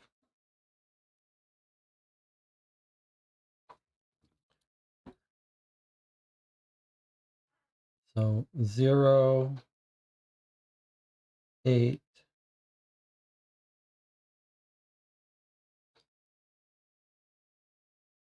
7, 5. All right, let's try it. 0, 8, 7, 5. If it's wrong, it's just because I did the order wrong. No, that was it. Well done, Nicola. We've entered the Valley of the Yeti. If you're playing with the timer, you can pause it now. You are able to open the grated door, and your diminished party looks around at each other. Then Norbu, one of the leaders of the Sherpas, offers his opinion of the situation. Since no evidence of Brightwood upon the mountain top exists, if we assume he chose the same way up the mountain, and we didn't see any bodies as we climbed, it is likely he either descended into this cave or never made it to the top of the mountain to begin with. This statement starts a small debate, and eventually the party resolves that half of the party will begin their descent down the mountain to continue looking for evidence of remains, while another party will see how far this cave goes and if the remains of Brightwood's expedition are inside. Everyone agrees that there is no way that Brightwood's party could have survived up here for any length of time. You're currently over 8,000 meters and in the death zone. So everybody in your crew is eager to get off the mountain. Norbu cuts a small ball of string into long and short pieces, with only 5 short pieces, the unlucky few to go down into the cave. You are disheartened when you pull a short string. You're not sure you will get off the sacred mountain now. Norbu and the 3 other Sherpas drew the remaining short strings, and as the rest of the party disappears over the side of the summit, you all waste little time entering the cave. Sheltered from the wind, the cave has some benefit over the descent. Norbu notes that the cave is descending rapidly into the heart of the mountain, and you all notice that it is mostly easy footing as you climb down. It won't be hard to get back up, and strangely, there's no ice. At some point, your group has to stop to rest, but you wager that you are back well below the death zone of 8,000 meters. You sleep on a ledge and then eat a small meal in the morning. The party sets out again, and by midday you come to the end of the cave, which opens up into a snow-covered valley between 4 peaks. You are back below the vegetation line as you can see small shrubs and trees, and the temperature is much more forgiving. You make camp in the valley and cross it towards what looks to be a settlement the next day. You come to an old Buddhist temple and a few huts when you approach. It doesn't look like it's deserted, but there are no people around. The temple is full of mosaics and depictions of the Yeti, including one that matches the shattered mosaic you found at the first shrine. Next to the temple is a set of giant footprints in the snow. They seem to be frozen over in an ice field that almost seems unnatural. Norbu mentions that your rations are too low to camp any more nights if you're going to go back up the mountain. It is then that you spot a sizable ceremonial gate nearby. After investigating, it seems that this gate leads further down between the two mountains. It's locked with 4 locks. After further review of the mountainside around it, Norbu says it would be much better to figure out how to open the locks than to attempt climbing around the gate. So you set to work trying. You may now open the envelope marked Valley of the Yeti. All right, so let's put these away. Check in with the chat. Ilya says, yes, my cat does the same thing with her string. Nicholas says, this solution made the most sense because it's the only one that uses all the information. But it was hard to get here, especially after the previous puzzle that was so much simpler than it looked. It's an interesting psychological observation because the previous puzzle had made me lose faith in the authors, and I was ready to go to the hints thinking the puzzle was under constraint. We've talked a lot on this channel about faith in the authors making such a difference whether you will keep persisting at a puzzle or not. And yeah. All right, well, we're opening the last of our envelopes, the Valley of the Yeti. It's a tiny, thin document envelope, but it's pretty exciting to be in the Valley of the Yeti, I have to say. That this story and theme is doing a lot for me, motivation-wise. All right, so here we go. We're in the Valley of the Yeti with our last envelope, only 4 little items in it. You may now open the envelope marked Valley of the Yeti. If you're playing with the timer, restart it now. The first lock has a mosaic above it that shows multiple colored stones on it, and the lock requires 5 numbers to open. You study the mosaic and then put in the code. All right, so it looks like this is the lock. I guess we can look at all the items that we got here. So above the third lock, here's the sketch of the Yeti tracks in the ice field. I feel like this is not, we're not supposed to be looking at this yet. This game is not clear about this. And this too, feels like this is what we're being described. The first lock has a mosaic above it that shows multiple colored stones. And the lock requires 5 numbers to open. Let's see, 1, 2, 3, 4, 5. Seems like that could be the 5 codes, 5 digits. And we've got Yetis in different poses with different symbols. 8 directional things. And then each of these has different ones. So this almost feels like yellow's 3. Purple's 3, red's 2, blue is 4, but that doesn't seem right, given that these have different arrows. This seems to be saying you count the arrows around it. This would be 8 arrows. I mean, this is actually similar to the last puzzle in that it seems like a reasonable solution would be one thing, but if we just counted that and did them down here, that would make no use of this guy, no use of this guy, no use of this, no use of this. That doesn't sound right. I'll just note that this guy matches some of this guy matches this Yeti, and this guy matches this Yeti, for what it's worth. I don't believe we've seen those symbols. And we've also got some different stuff here. So this is a tricky one.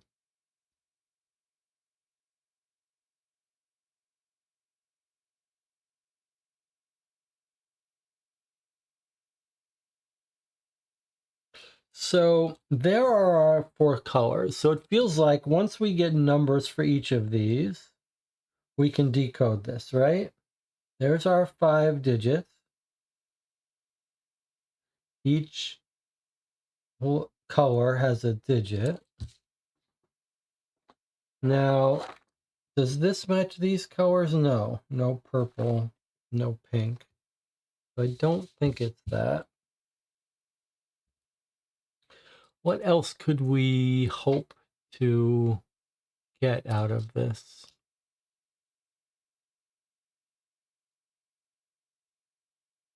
I mean, the obvious thing, if this is 8, is to think that's 3, that's 3, that's 2, that's 4.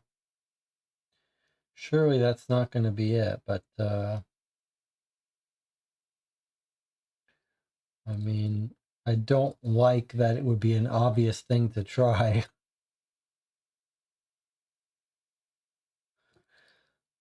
But what else would these be?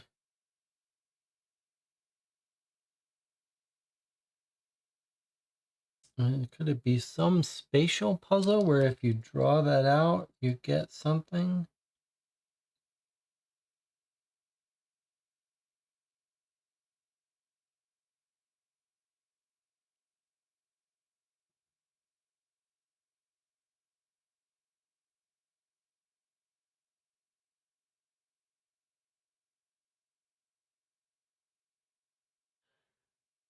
Let me look at what the chat has to say. We had 2 other Yetis and symbols from before, and the symbols are in the same page as the color alphabet. If you overlap, DJ Mikey says, if you overlap the green and blue, you get 6 unique arrows. Dawn says, yes, overlap them, great idea. Isara says, great idea, I like that a lot.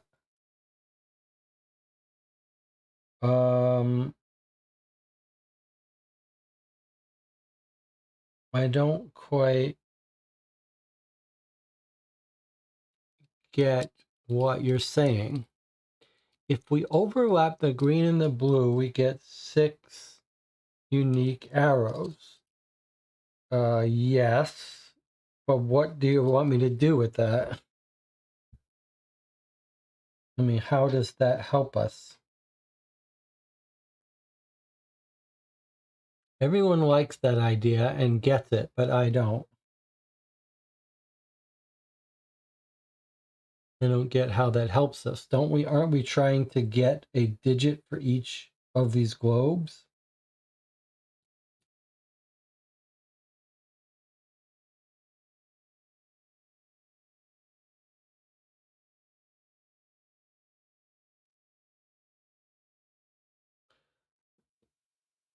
Let's see.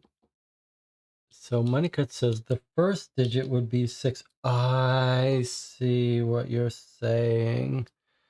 I was being dense. Now I completely see what you're saying. I don't know why it wasn't registering to me. All right, well that's pretty poor of my on my part. What you're saying is we need a 5-digit code. So these 2 globes have to give us a single digit. These 4 globes have to give us a single digit. And so what DJ Moneycut was saying is the way you get a single digit out of the green and the blue is you overlap the green and the blue and you count how many arrows is in that combination, and that gives you a number. All right, well, that's clearly it. So green and blue gives us 6 unique arrows. This arrow is duplicated. So that first number is a 6. The purple and the red are all unique arrows, so that gives us a 5. The green and the blue we already know has one overlapping. And then the red has another, just adds one more unique. So that's 7. And then the purple adds what? Purple doesn't add this one, but does add this one, doesn't add this one. So the purple adds just this one, and the red adds 1. So 6, 7, 8. Blue and purple share 2. So 1, 2, 3, 4, 5. And then the red and the blue share none, so that's a 6. So I get 6, 5, 8, 5, 6.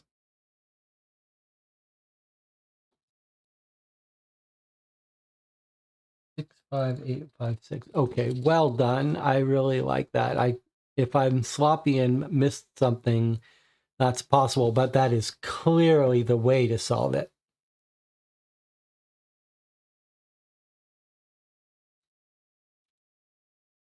Very well spotted, and that's actually a very nice puzzle. That's the perfect example that we want, because you need to get a digit out of these 4, and the question is, how would you do it? Nicholas says, I'm not happy that we didn't use the Yetis. Nicholas says, I'm not happy that we didn't use these Yetis.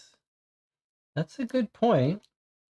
I wonder why they are there if they're not of any use, but this is clearly, well, I don't know. Maybe it's not, maybe these Yetis tell you which direction to read it, from right to left or something. But let's give it a try. It certainly seems like this is the right answer. Okay, so I got 6, 5, 8, 5, 6.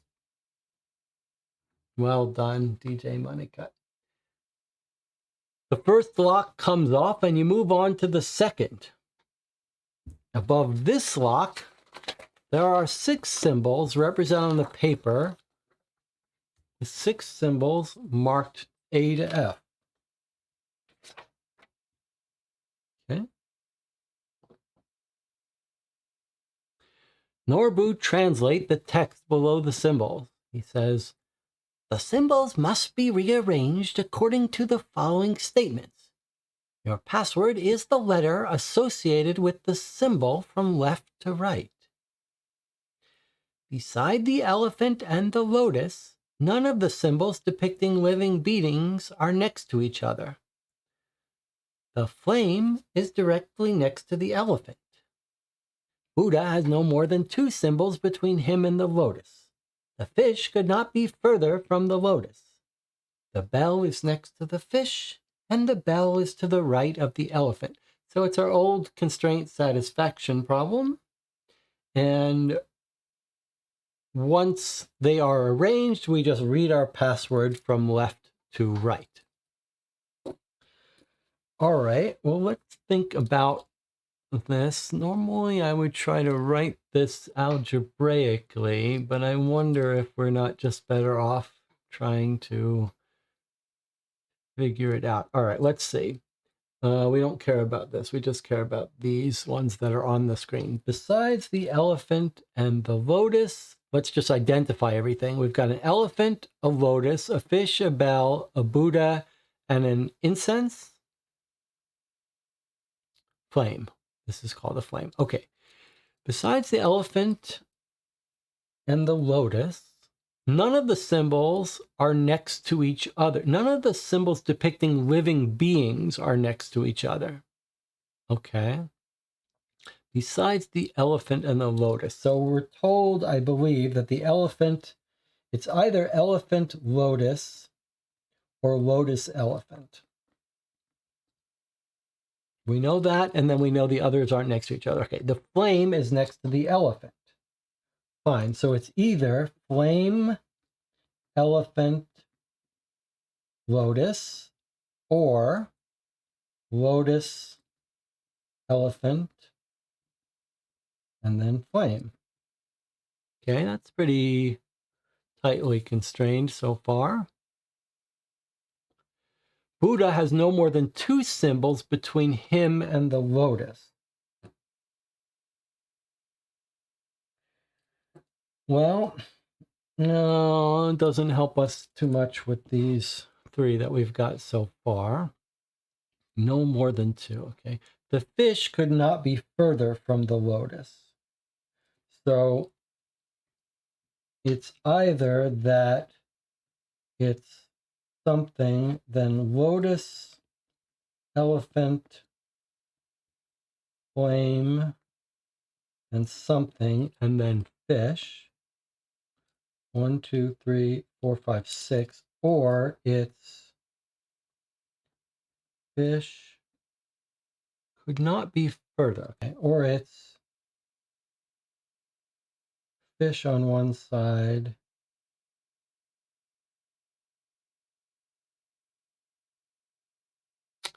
the fish could not be further from the lotus.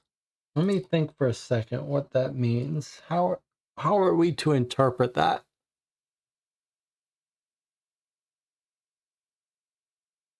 Are we to interpret that there's no other arrangement that would put it further? No, because then you would put it on opposite sides. That's a little bit of a strange one. I might need a bigger piece of paper here. These are my 2 easier ones. The bell is next to the fish. Okay. Let me write my new thing out here. We know of these triplets. We have flame, elephant, and lotus, or lotus, elephant, and flame in somewhere in the 6. Okay, I'm going to skip the fish part and the Buddha part because those are a little weird to me. Let me go to this one. The bell is next to the fish. So we either have somewhere fish and bell, or bell and fish. Which, oh no, that we've got 6 altogether. And then the bell is to the right of the elephant. Not directly to the right, but to the right. So that means it has to be over here. Fish, bell, or bell, fish. Because you have to be to the right of the elephant. 2, 3. So we just got one more. So if it's like this, there's can only be one more here, or these are right there and this is over here. Okay, that's pretty constrained. The bell is to the next to the fish and the bell is to the right of the elephant. Okay, well, that's pretty constrained so far. Let's see. The Buddha has no more than 2 symbols between him and the lotus. Okay, Buddha could be here, Buddha could be here. Buddha could be here, can't be here. So if this is how it was, you could have a Buddha here, or you could have a Buddha here. That was next to the fish. The fish could not be further from the lotus. That's the only one that's throwing me in terms of how to understand it. And then besides the elephant and the lotus, none of the symbols depicting living beings are next to each other. So you can't have this and a Buddha here because Buddha and fish would be next to each other. But you could have a Buddha here. You can't have a Buddha here. But you could have a Buddha here. Or you could have a Buddha here. I think I could almost spell those out.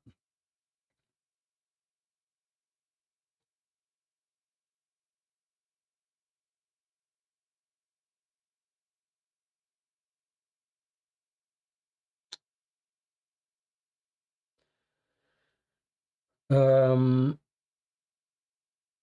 see. I'd almost be better off just spelling these out. Flame, elephant, lotus. We can't have a Buddha, but we could have fish, bell, Buddha. Or we could have lotus, elephant, flame. You could have a Buddha, bell, and fish. Or you could have a Buddha at the start here. Buddha, flame, elephant, lotus, fish, bell. But that doesn't work because you're not have to have a lotus and a fish next to each other. But you could have a Buddha, a lotus, an elephant, a flame, a bell, and a fish.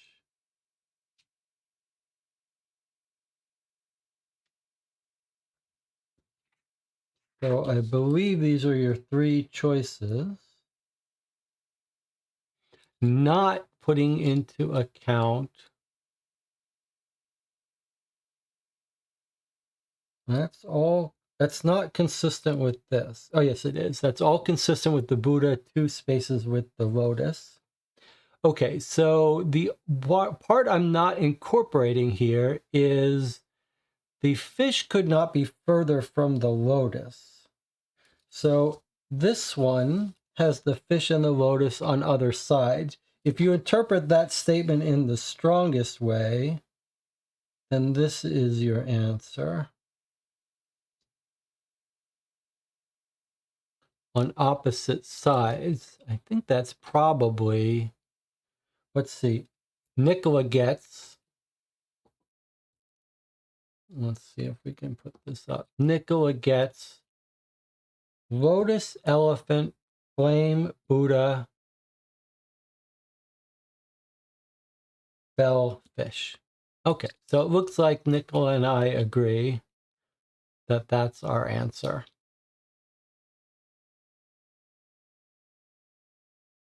And then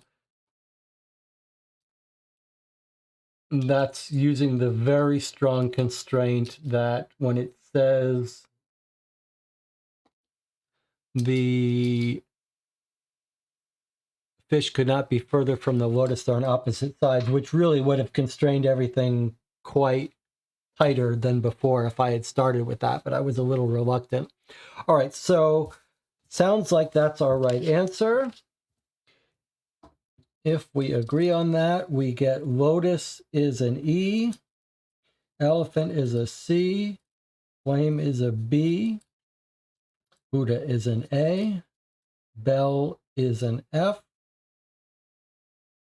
and fish is a D. And we're told in the inset that it's not gonna spell a word, so that's nice that you aren't trying to work on it till you think you get a word. It sounds like we know the right answer. Let's click. ECB AFD, enter. The grand lock number 3. When the second lock comes off, you move to the third. This one has 4 footprints above it.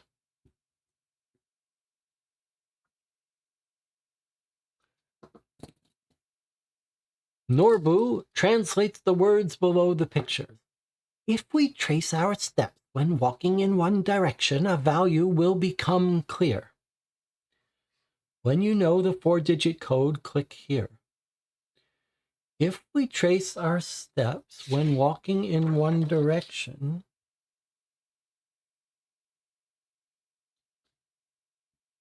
the answer will become clear. Okay, so I think what we've got here is our old spatial overlapping puzzle here that we're going to need a little overlay for. Well, if we trace the path of all the feet walking this way, that's going to be our first digit. It's going to spell a digit and so on. I believe that's what we're looking at, our old friend. So let's try it. So looking at all the foots going up, we get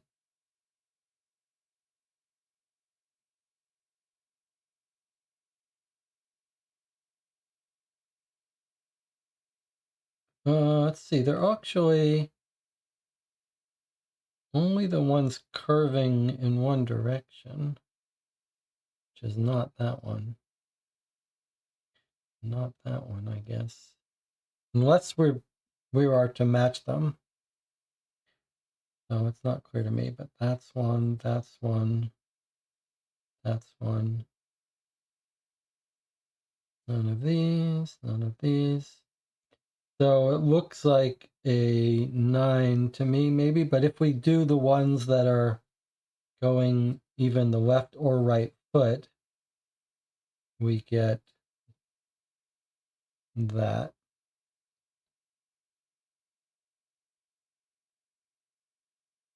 So this looks like a 9, yeah?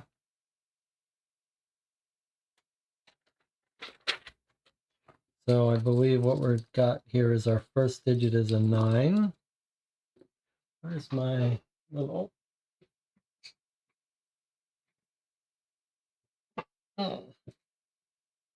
Use some paper towel so we don't have to redo this each time. Why do I not have paper towel nearby? That doesn't seem right. Well, there's our 9. This is not right. This is not very professional.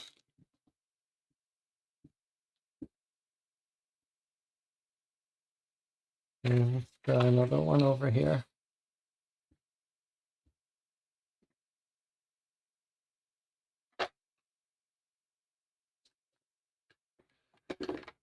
Okay, and then walking this direction, I guess maybe I can...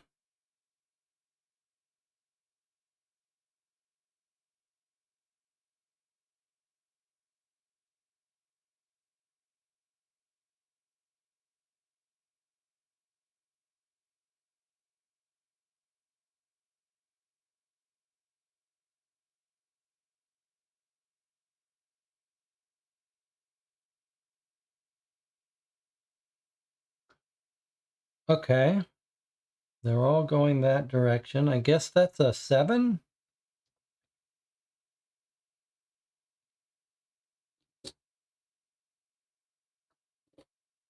Okay, assuming the chat agrees with me that that's a 7. I haven't missed anything. Really inexcusable. They don't have a little paper towel. Normally I do keep them. All right, now we want to go going down. So these are going down. These are going down. These are going down. That's it. So I guess that's a 4.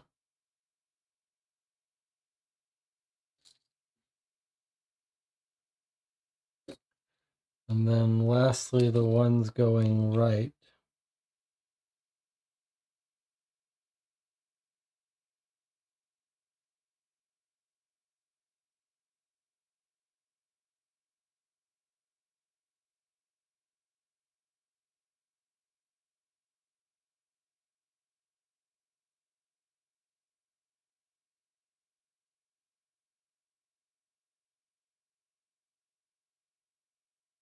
Guess that's a 2, yeah?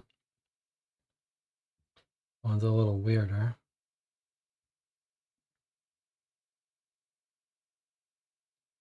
Wouldn't mind an extra... Oh, there's another rightward foot right there. There we go. Okay, so, and there's another one there. Okay, so there's our 2. So I get 9, 7, 4, 2. Any disagreement with that? Surely not. Chat is quiet. All right, so let's go in and click 9742, 9742. Enter. We've seen a bunch of those before. No surprise there. Final lock on the grand gate. When the third lock comes off, you move to the final lock. This one has a mosaic with a diagram above it. You recall seeing the image before. Looking back through your materials, indeed it resembles something that was sketched on the back of the map you originally received. It looks like the section of the map pamphlet titled Translated Symbols found on Temple at Karbach.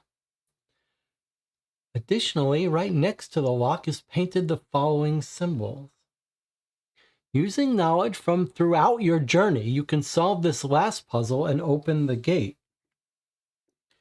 All right, so it seems like this is giving us a hint that we'll need some other stuff. All right, so let's see here. This one has a mosaic with a diagram above it. A mosaic with a diagram. You recall seeing the image before. Looking back through your materials, indeed, it resembles something that was sketched on the back of the map. So I believe what it's suggesting is that we see this, and it goes with those symbols, and then you can see these are Yeti symbols, right? Because we've seen there's a Yeti with that symbol. Here's a Yeti with this symbol. Here's a Yeti with this symbol. Okay. So we've got so far 3 of the Yeti symbols. And then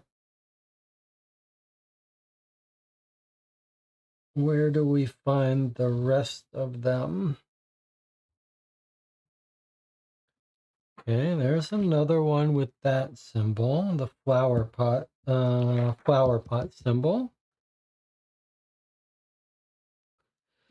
And then here's a Yeti with this symbol. We don't need the puzzle. That would be convenient if we didn't. How many do we have so far? 1, 2, 3, 4, 5. 1, 2, 3, 4, 5. Is that it? Is that only, that's the 5? I think that's the 5, yeah?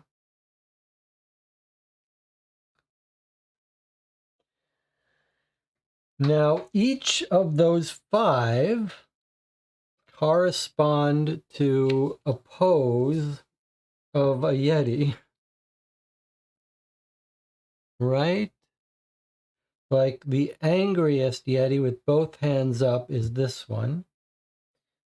The Yeti telling everyone to be super calm, this one. This Yeti pointing is over here. And this angry Yeti, which is over there. I guess this guy's pretty angry too. This is the enraged one, angry one. The curious one, the calm one, and the pointing one. All right, so we've got our symbols for the different Yetis.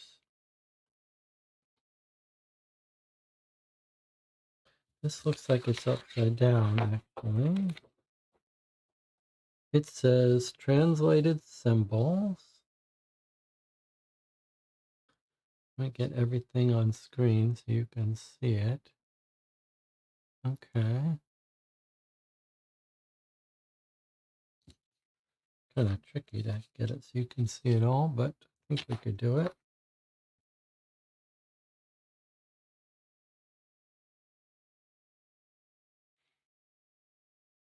Okay, there you go. Now you can see all the symbols. All right, so now, except for the puzzle, you can't see.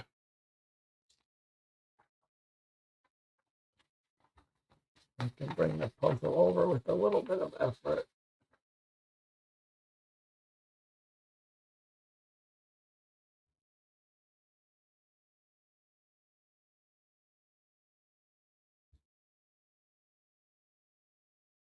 Careful. Careful.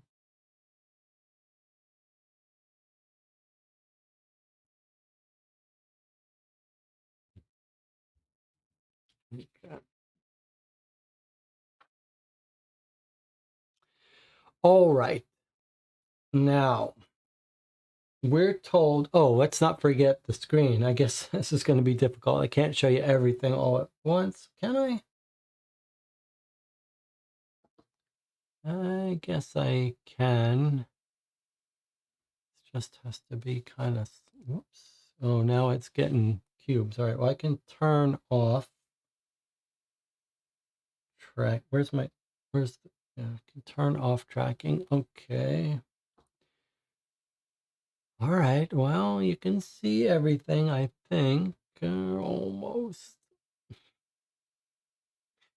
That's tricky.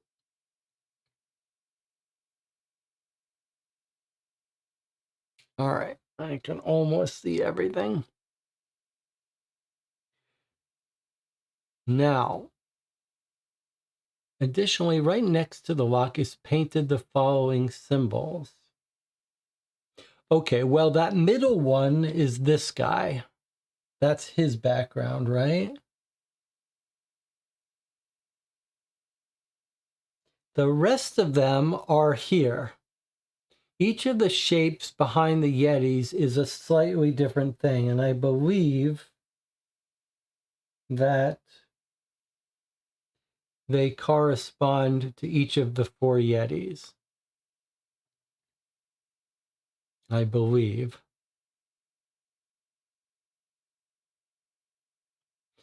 So, for example, this far left one on the screen here is going to be darkest purple in the middle. It's going to be this guy here. A little hard to see, but just if we assume that, actually that's slightly problematic because this guy is the same. Oh, here, maybe it's this.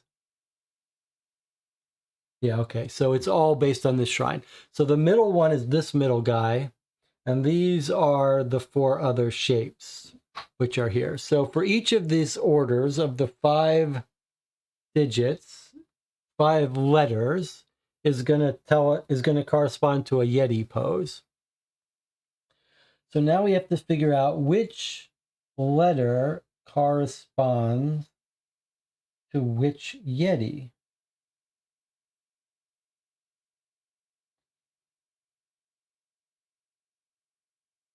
Now, but we have options. For example, if we just look at this one here, let's call this the planter, or I don't know what to call this because this one looks like it. But if we look at this, we see it's a green E here. It's a blue J here. It's an orange A. It's a red E. And it's a pink H. So for each symbol,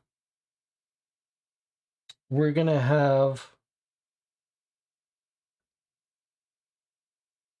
a different option for each of the 5 colors.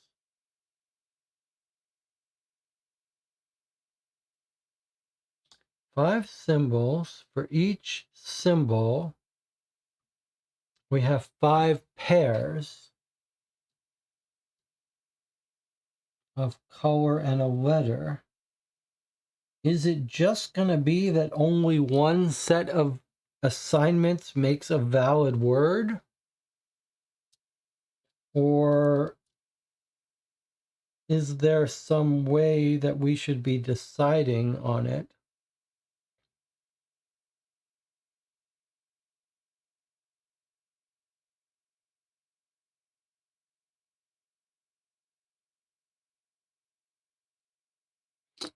That's an interesting question.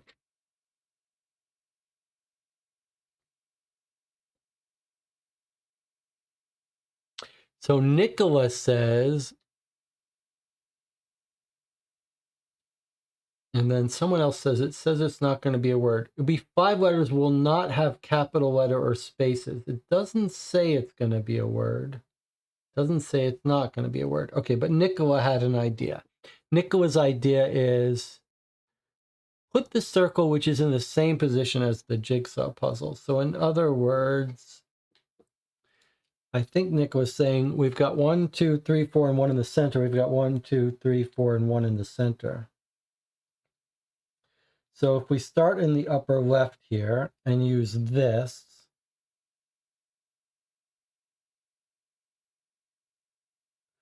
this guy is this guy. So he's this symbol. So if we use Nicholas' thing, we get a green E in the upper left. This guy, the enraged one, where is he? He's over here. He's this flower. So if we go over here, we get this. We get an orange E. The center, the pointing guy, is this guy. He's got these angular petals in the center, which is this one. So that's a green N.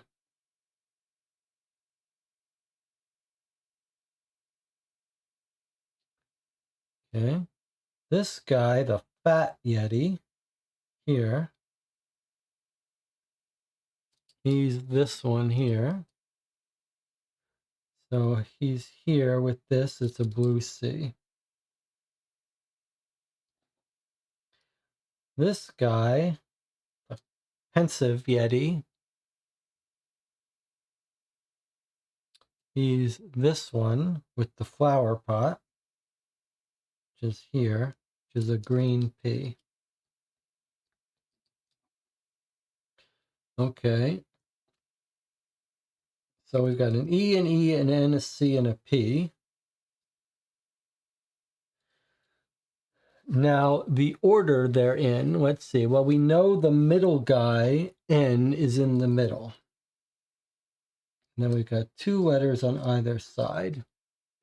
Okay, so this one, the far left one, looks to me like it's this super dark. We've got a dark purple and a light purple. Oh, I turned off the thing. So this one is the darkest purple. So he's the first letter, which is a P. And then the lighter purple here is the 4th letter. We've got a C. And then the second letter is got a little harder to tell between the two. What have we got here then? So to me, it looks like the upper left guy is the one with a wider dark blue circle. So this is the second letter. And then this one has just a couple of triangles poking out of it.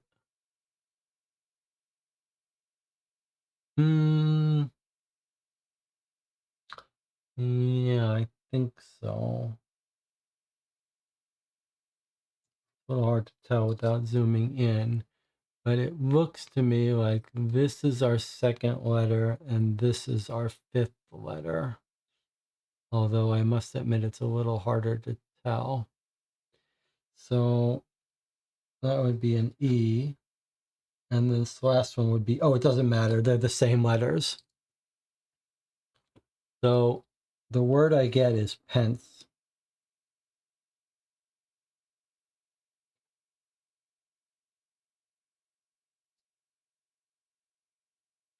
Shall we try that and see if it works? And if it doesn't, we can step back and think about it a little bit more. I'm going to try it and let's see. If it's pence, we can move along. NCE. If it's not pence, we can talk about it. All right, that was it. Legend of the Yeti. We're going to meet the Yeti. Stop the timer now if you're playing with one. You can open the door after removing the last lock. Your party picks up their gear and gets ready to head through the gate when you hear a roar from behind you. You turn to see a gigantic creature about 100 yards away. It stands on 2 feet and looks at you inquisitively before roaring one more time. It begins to move towards you, and you hear the Sherpas start to curse and run through the gate. You take one last look at the massive Yeti. It must be at least 15 feet tall, you think. And then you begin to run after your comrades. There it is. Whoa, look at its face. It's got like a skull for a nose. Look how big that is. You don't dare turn around until about 500 yards out of the gate. And when you do, you can see the large gate slowly closing. There's no sign of the Yeti. Your party finds its way down the valley and into an area Norbu recognizes. It seems you are back in Tibet, not too far from Rongbuk Monastery. Within 2 days, you are back at the village outside of the monastery, and you actually beat the other climbers that made it to the summit with you back to this location. Everyone, save Don Ricardo, is back at the monastery within a week, and the trek back to Darjeeling begins. One of the villagers reported that Don Ricardo left to return home about a week ago for some reason. Out of supplies and now out of the climbing season, it looks like your expedition will be unsuccessful in its goal to discover the fate of Dr. Brightwood. The journey back to India is uneventful, and without needing so much gear and having McHenry's credit line, you are able to charter a series of airplanes home to New York City. A week later, when you show up at McHenry's mansion, he's all smiles. You sent advanced word of your failure, so you're a bit surprised. I am glad to see you, old friend. He offers you a drink and you sit down to talk. It turns out, Jeremy didn't require rescuing. Or rather, he was already rescued by the National Police of Nepal. McHenry laughs hard. Ha ha ha! And when he sees the questioning look on your face, he explains, well, apparently they caught him illegally trespassing in Nepal near a shrine. They arrested him and kept him in prison for nearly a year. They finally let him go about a month ago, and he just got back into town this week. So we've been out for a year. He continues after pouring himself another drink. I talked to him yesterday. He swears he almost found the Yeti. He was about to climb a mountain where the Yeti lived, or some rubbish like that, McHenry grunts. Then you tell your whole story, but at the end, McHenry says, oh, come on, friend, you aren't part of their little society. You don't have to make up fish tales to impress me. You open your mouth to insist that you did see the Yeti, but he's already moved on. I have a new task for you. It involves a book. I know how much you like those, and you won't freeze your behind off this time. The end. Thank you for playing The Legend of the Yeti. We hope you enjoyed it. For most subscribers, next month we have Goose vs. Grimm or Wild's Western Train Robbery, subject to title change, depending on your subscription type and renewal dates. If you're not a subscriber, you can do so by clicking here. And then they mention that if you subscribe to Cratejoy, you're getting Train Robbery. They create a skip title due to the way their billing cycle runs. I don't know what that means. That's weird. If you want to check out some of our back catalog, you can do so here. And then click here for the survey. Okay, let's just check out some of their back catalog. I'm very curious now. So, Escape from Neverland, Wizarding Academy Year 1. So, $45 is what they're selling these for.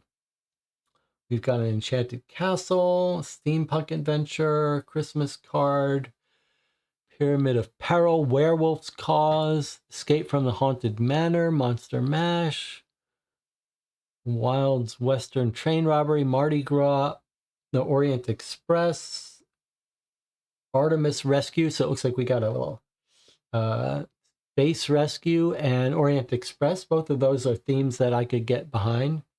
Emerald Isle, I happen to have that one. I have Emerald Isle and I have Orient Express, which I bought from the same person. Temple of the Sky Gods, Pyramid, I like that idea. Aztec Pyramid sounds good. Little spy adventure you could get.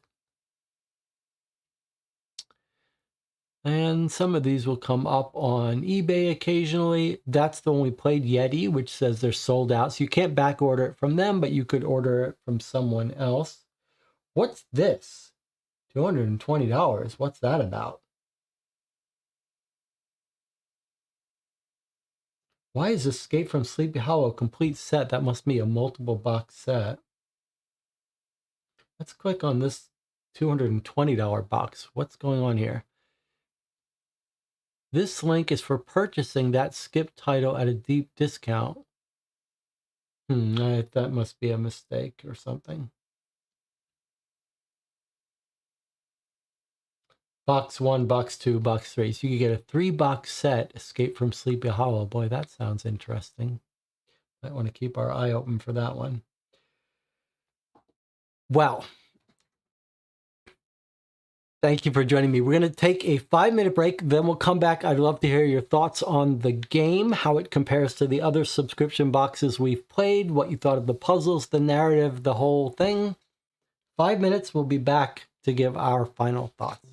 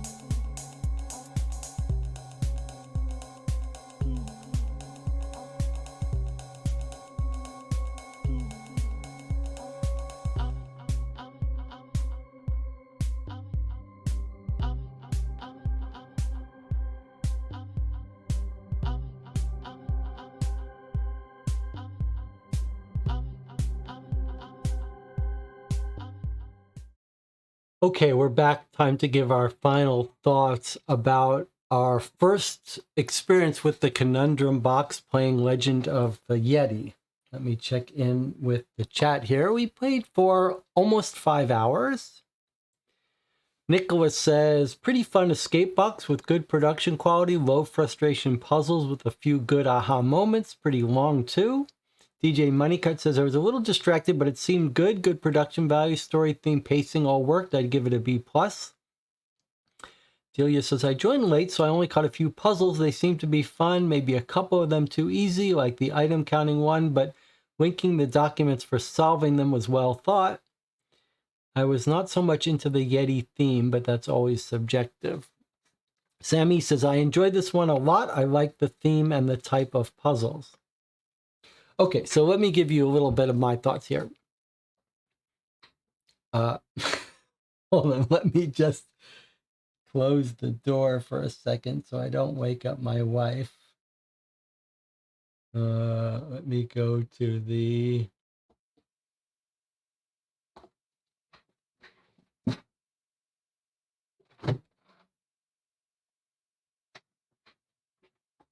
Sorry about that. That's what you get when we get these last-minute live streams. Okay, so for me, the theme goes a long way. When I play these puzzle games, I need something to motivate me through it. So for me, this was I need like a, I need the story to propel and motivate the solving of these mysteries. And I really did like how that was done here. It was interesting that it was almost all online, the story. That's a little unusual. I think I would prefer to be reading it from a piece of paper. But I really do like the pacing of the story. And I like the setup was this, we had to rescue this guy. And the whole thing was set like, it didn't really feel like it was a year that we were doing this, but things took a lot of time. And we got some compelling story. And then we unlocked his trunk. And then we got to the next step of his journey and so on. And then at the end, we discovered this secret valley where the Yetis live. We discovered the shrines. We opened up the gate to go down into the cave. And at the end, we had this finale confrontation with the monster and just escaped it and got back to the guy. And he's like, he got home, he got arrested and he's back on his own. Some nice humor, some very good writing, and a very good, compelling pace and story. Very atmospheric. It felt dangerous, like we were climbing through the mountains. We got into the death zone. We only had enough oxygen to last us a little bit. I believed it. And for me, that goes a long way. So I love the story. I love the pacing, the amount of story you got between puzzles. I like that the box basically has everything in envelopes to begin with. And it made us work a little bit to get our first envelope. Very fun. I thought the puzzles were overall quite good, a nice variety. A little weird that there were some very easy and some quite hard.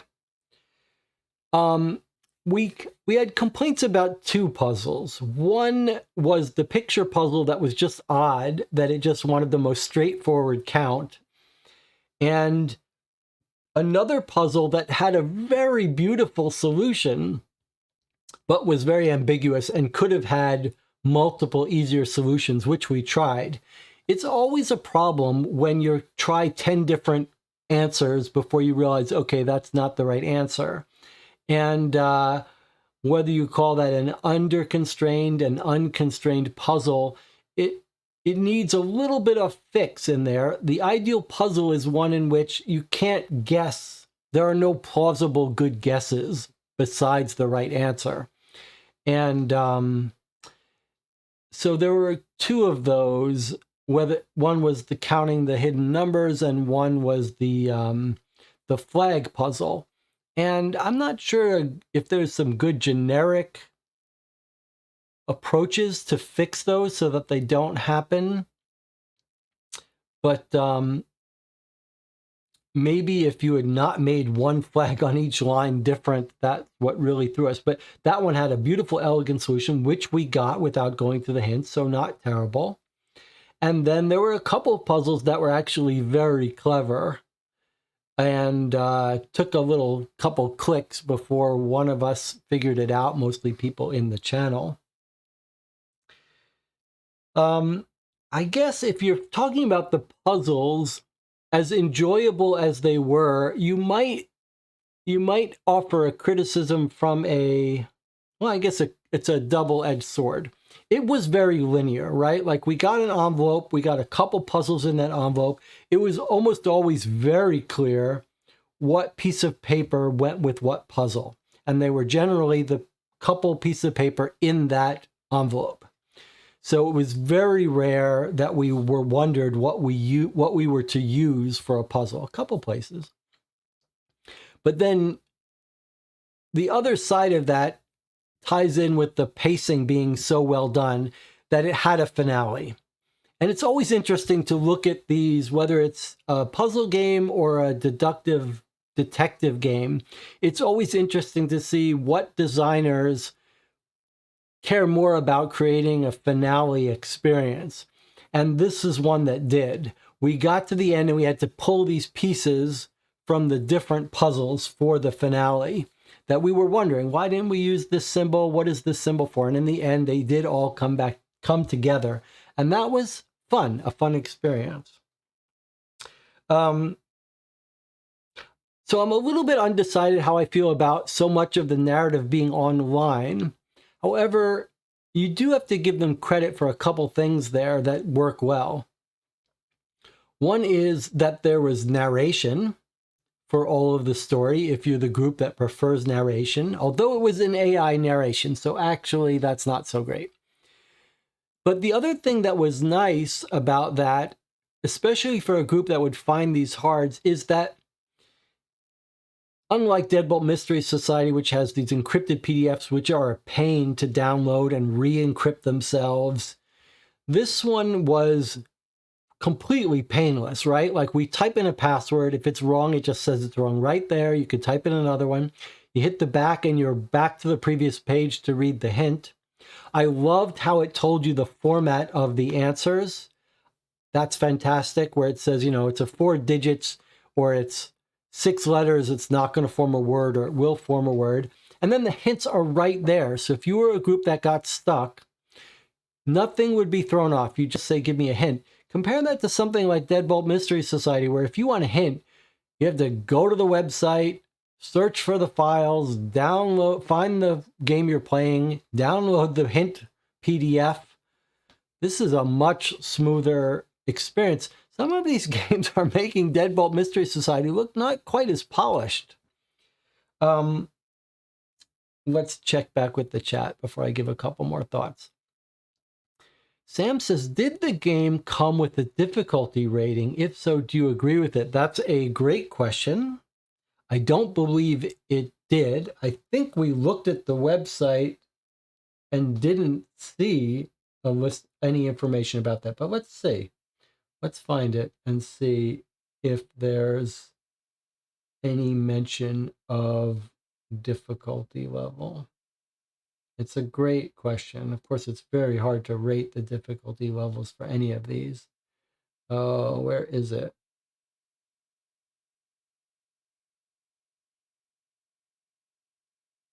Yeti, let's see what it says.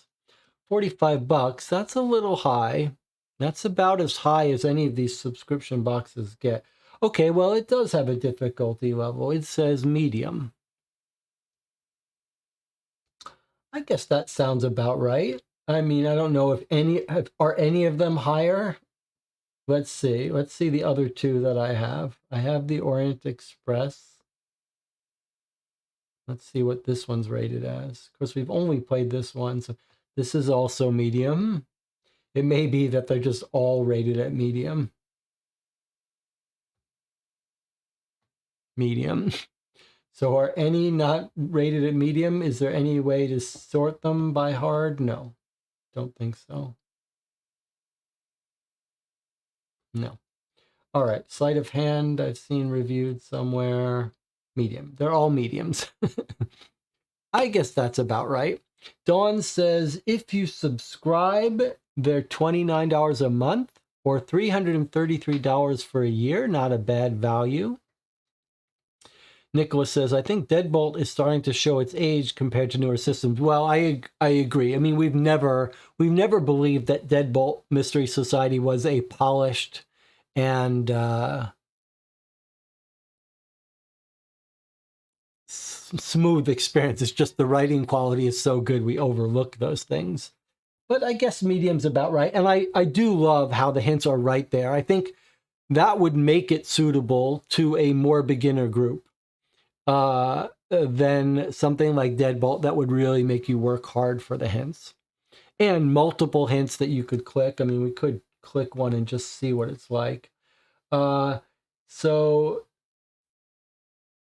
Dawn says $29 a month, but then you have to add shipping on top. That's pretty high.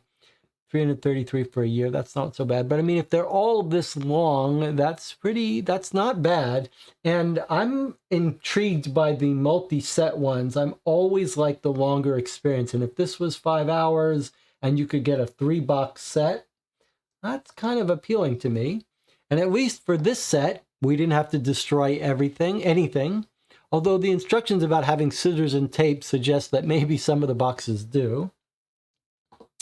Joseph says, I played this from this company years ago when it first started. Needless to say, I canceled my subscription. Glad to hear you enjoyed this box. Hopefully they took feedback from the earlier boxes because they were rough. Stacy, this is very close to what Joseph was saying. Stacy in the Discord, when I said I was playing one of these, she said, some of their boxes are not very good and some are good. And she said, I've played this one. This was one of the good ones. So that lines up very well with what Joseph is saying, that it may be some of these boxes of the Conundrum Box are not so good and some are good. So maybe this would be a company that's a little bit inconsistent and would be worth checking reviews to see how a box is rated. And because for me the story was so important here, I would be curious to try a couple of the other ones that seem like they have a good theme that aren't super campy. Some of these look a little campy. I'm curious to play the Orient Express one, and I might be interested in trying a couple more if there are others that are as highly rated. The only other thing that sort of was a little bit jarring to me was there were these 4 envelopes, I believe, and it would have us solve a puzzle to unlock an envelope. So we would solve a puzzle and it would say, now go unlock this envelope. We would open up the envelope, we would look at all the parts, we would read it, and then the game would say something like, you noticed another door. Use the puzzle to open the door, and we would look at the one piece of paper related to that puzzle that we had just opened and exposed. And then after we solved that, then the game would say, you've opened the trunk and now you see the artwork and the this. And it was stuff that we had already looked at because it was in that envelope. So it almost felt like the game was solving one puzzle and giving us an entire envelope, but then not really wanting us to look at the things in that envelope until we had solved another puzzle.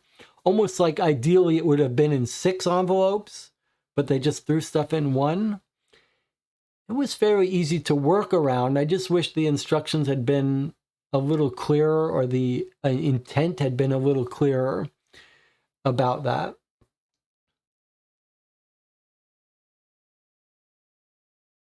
Well, this has been a very fun, unplanned, last-minute stream. It's fun to have 10 or so people join me for these at the last minute. This was a good group. I really needed the help from the channel as well today. Good stuff. Well, I enjoyed it. I hope you did as well. If you watch this after the fact, after we've played it live, maybe you played this game before by yourself and you're just curious how another group does, I'd love to hear your thoughts afterwards, what you thought of this box. How does it compare with others? What other boxes from the Conundrum Box would you recommend? Do you want to see us play another one? If you like these videos, give them a thumbs up, subscribe to the channel. I'll see you guys later this week for Bureau of Investigation, Fan Case, or maybe even another Mythos Tales. Thanks for joining me. See ya.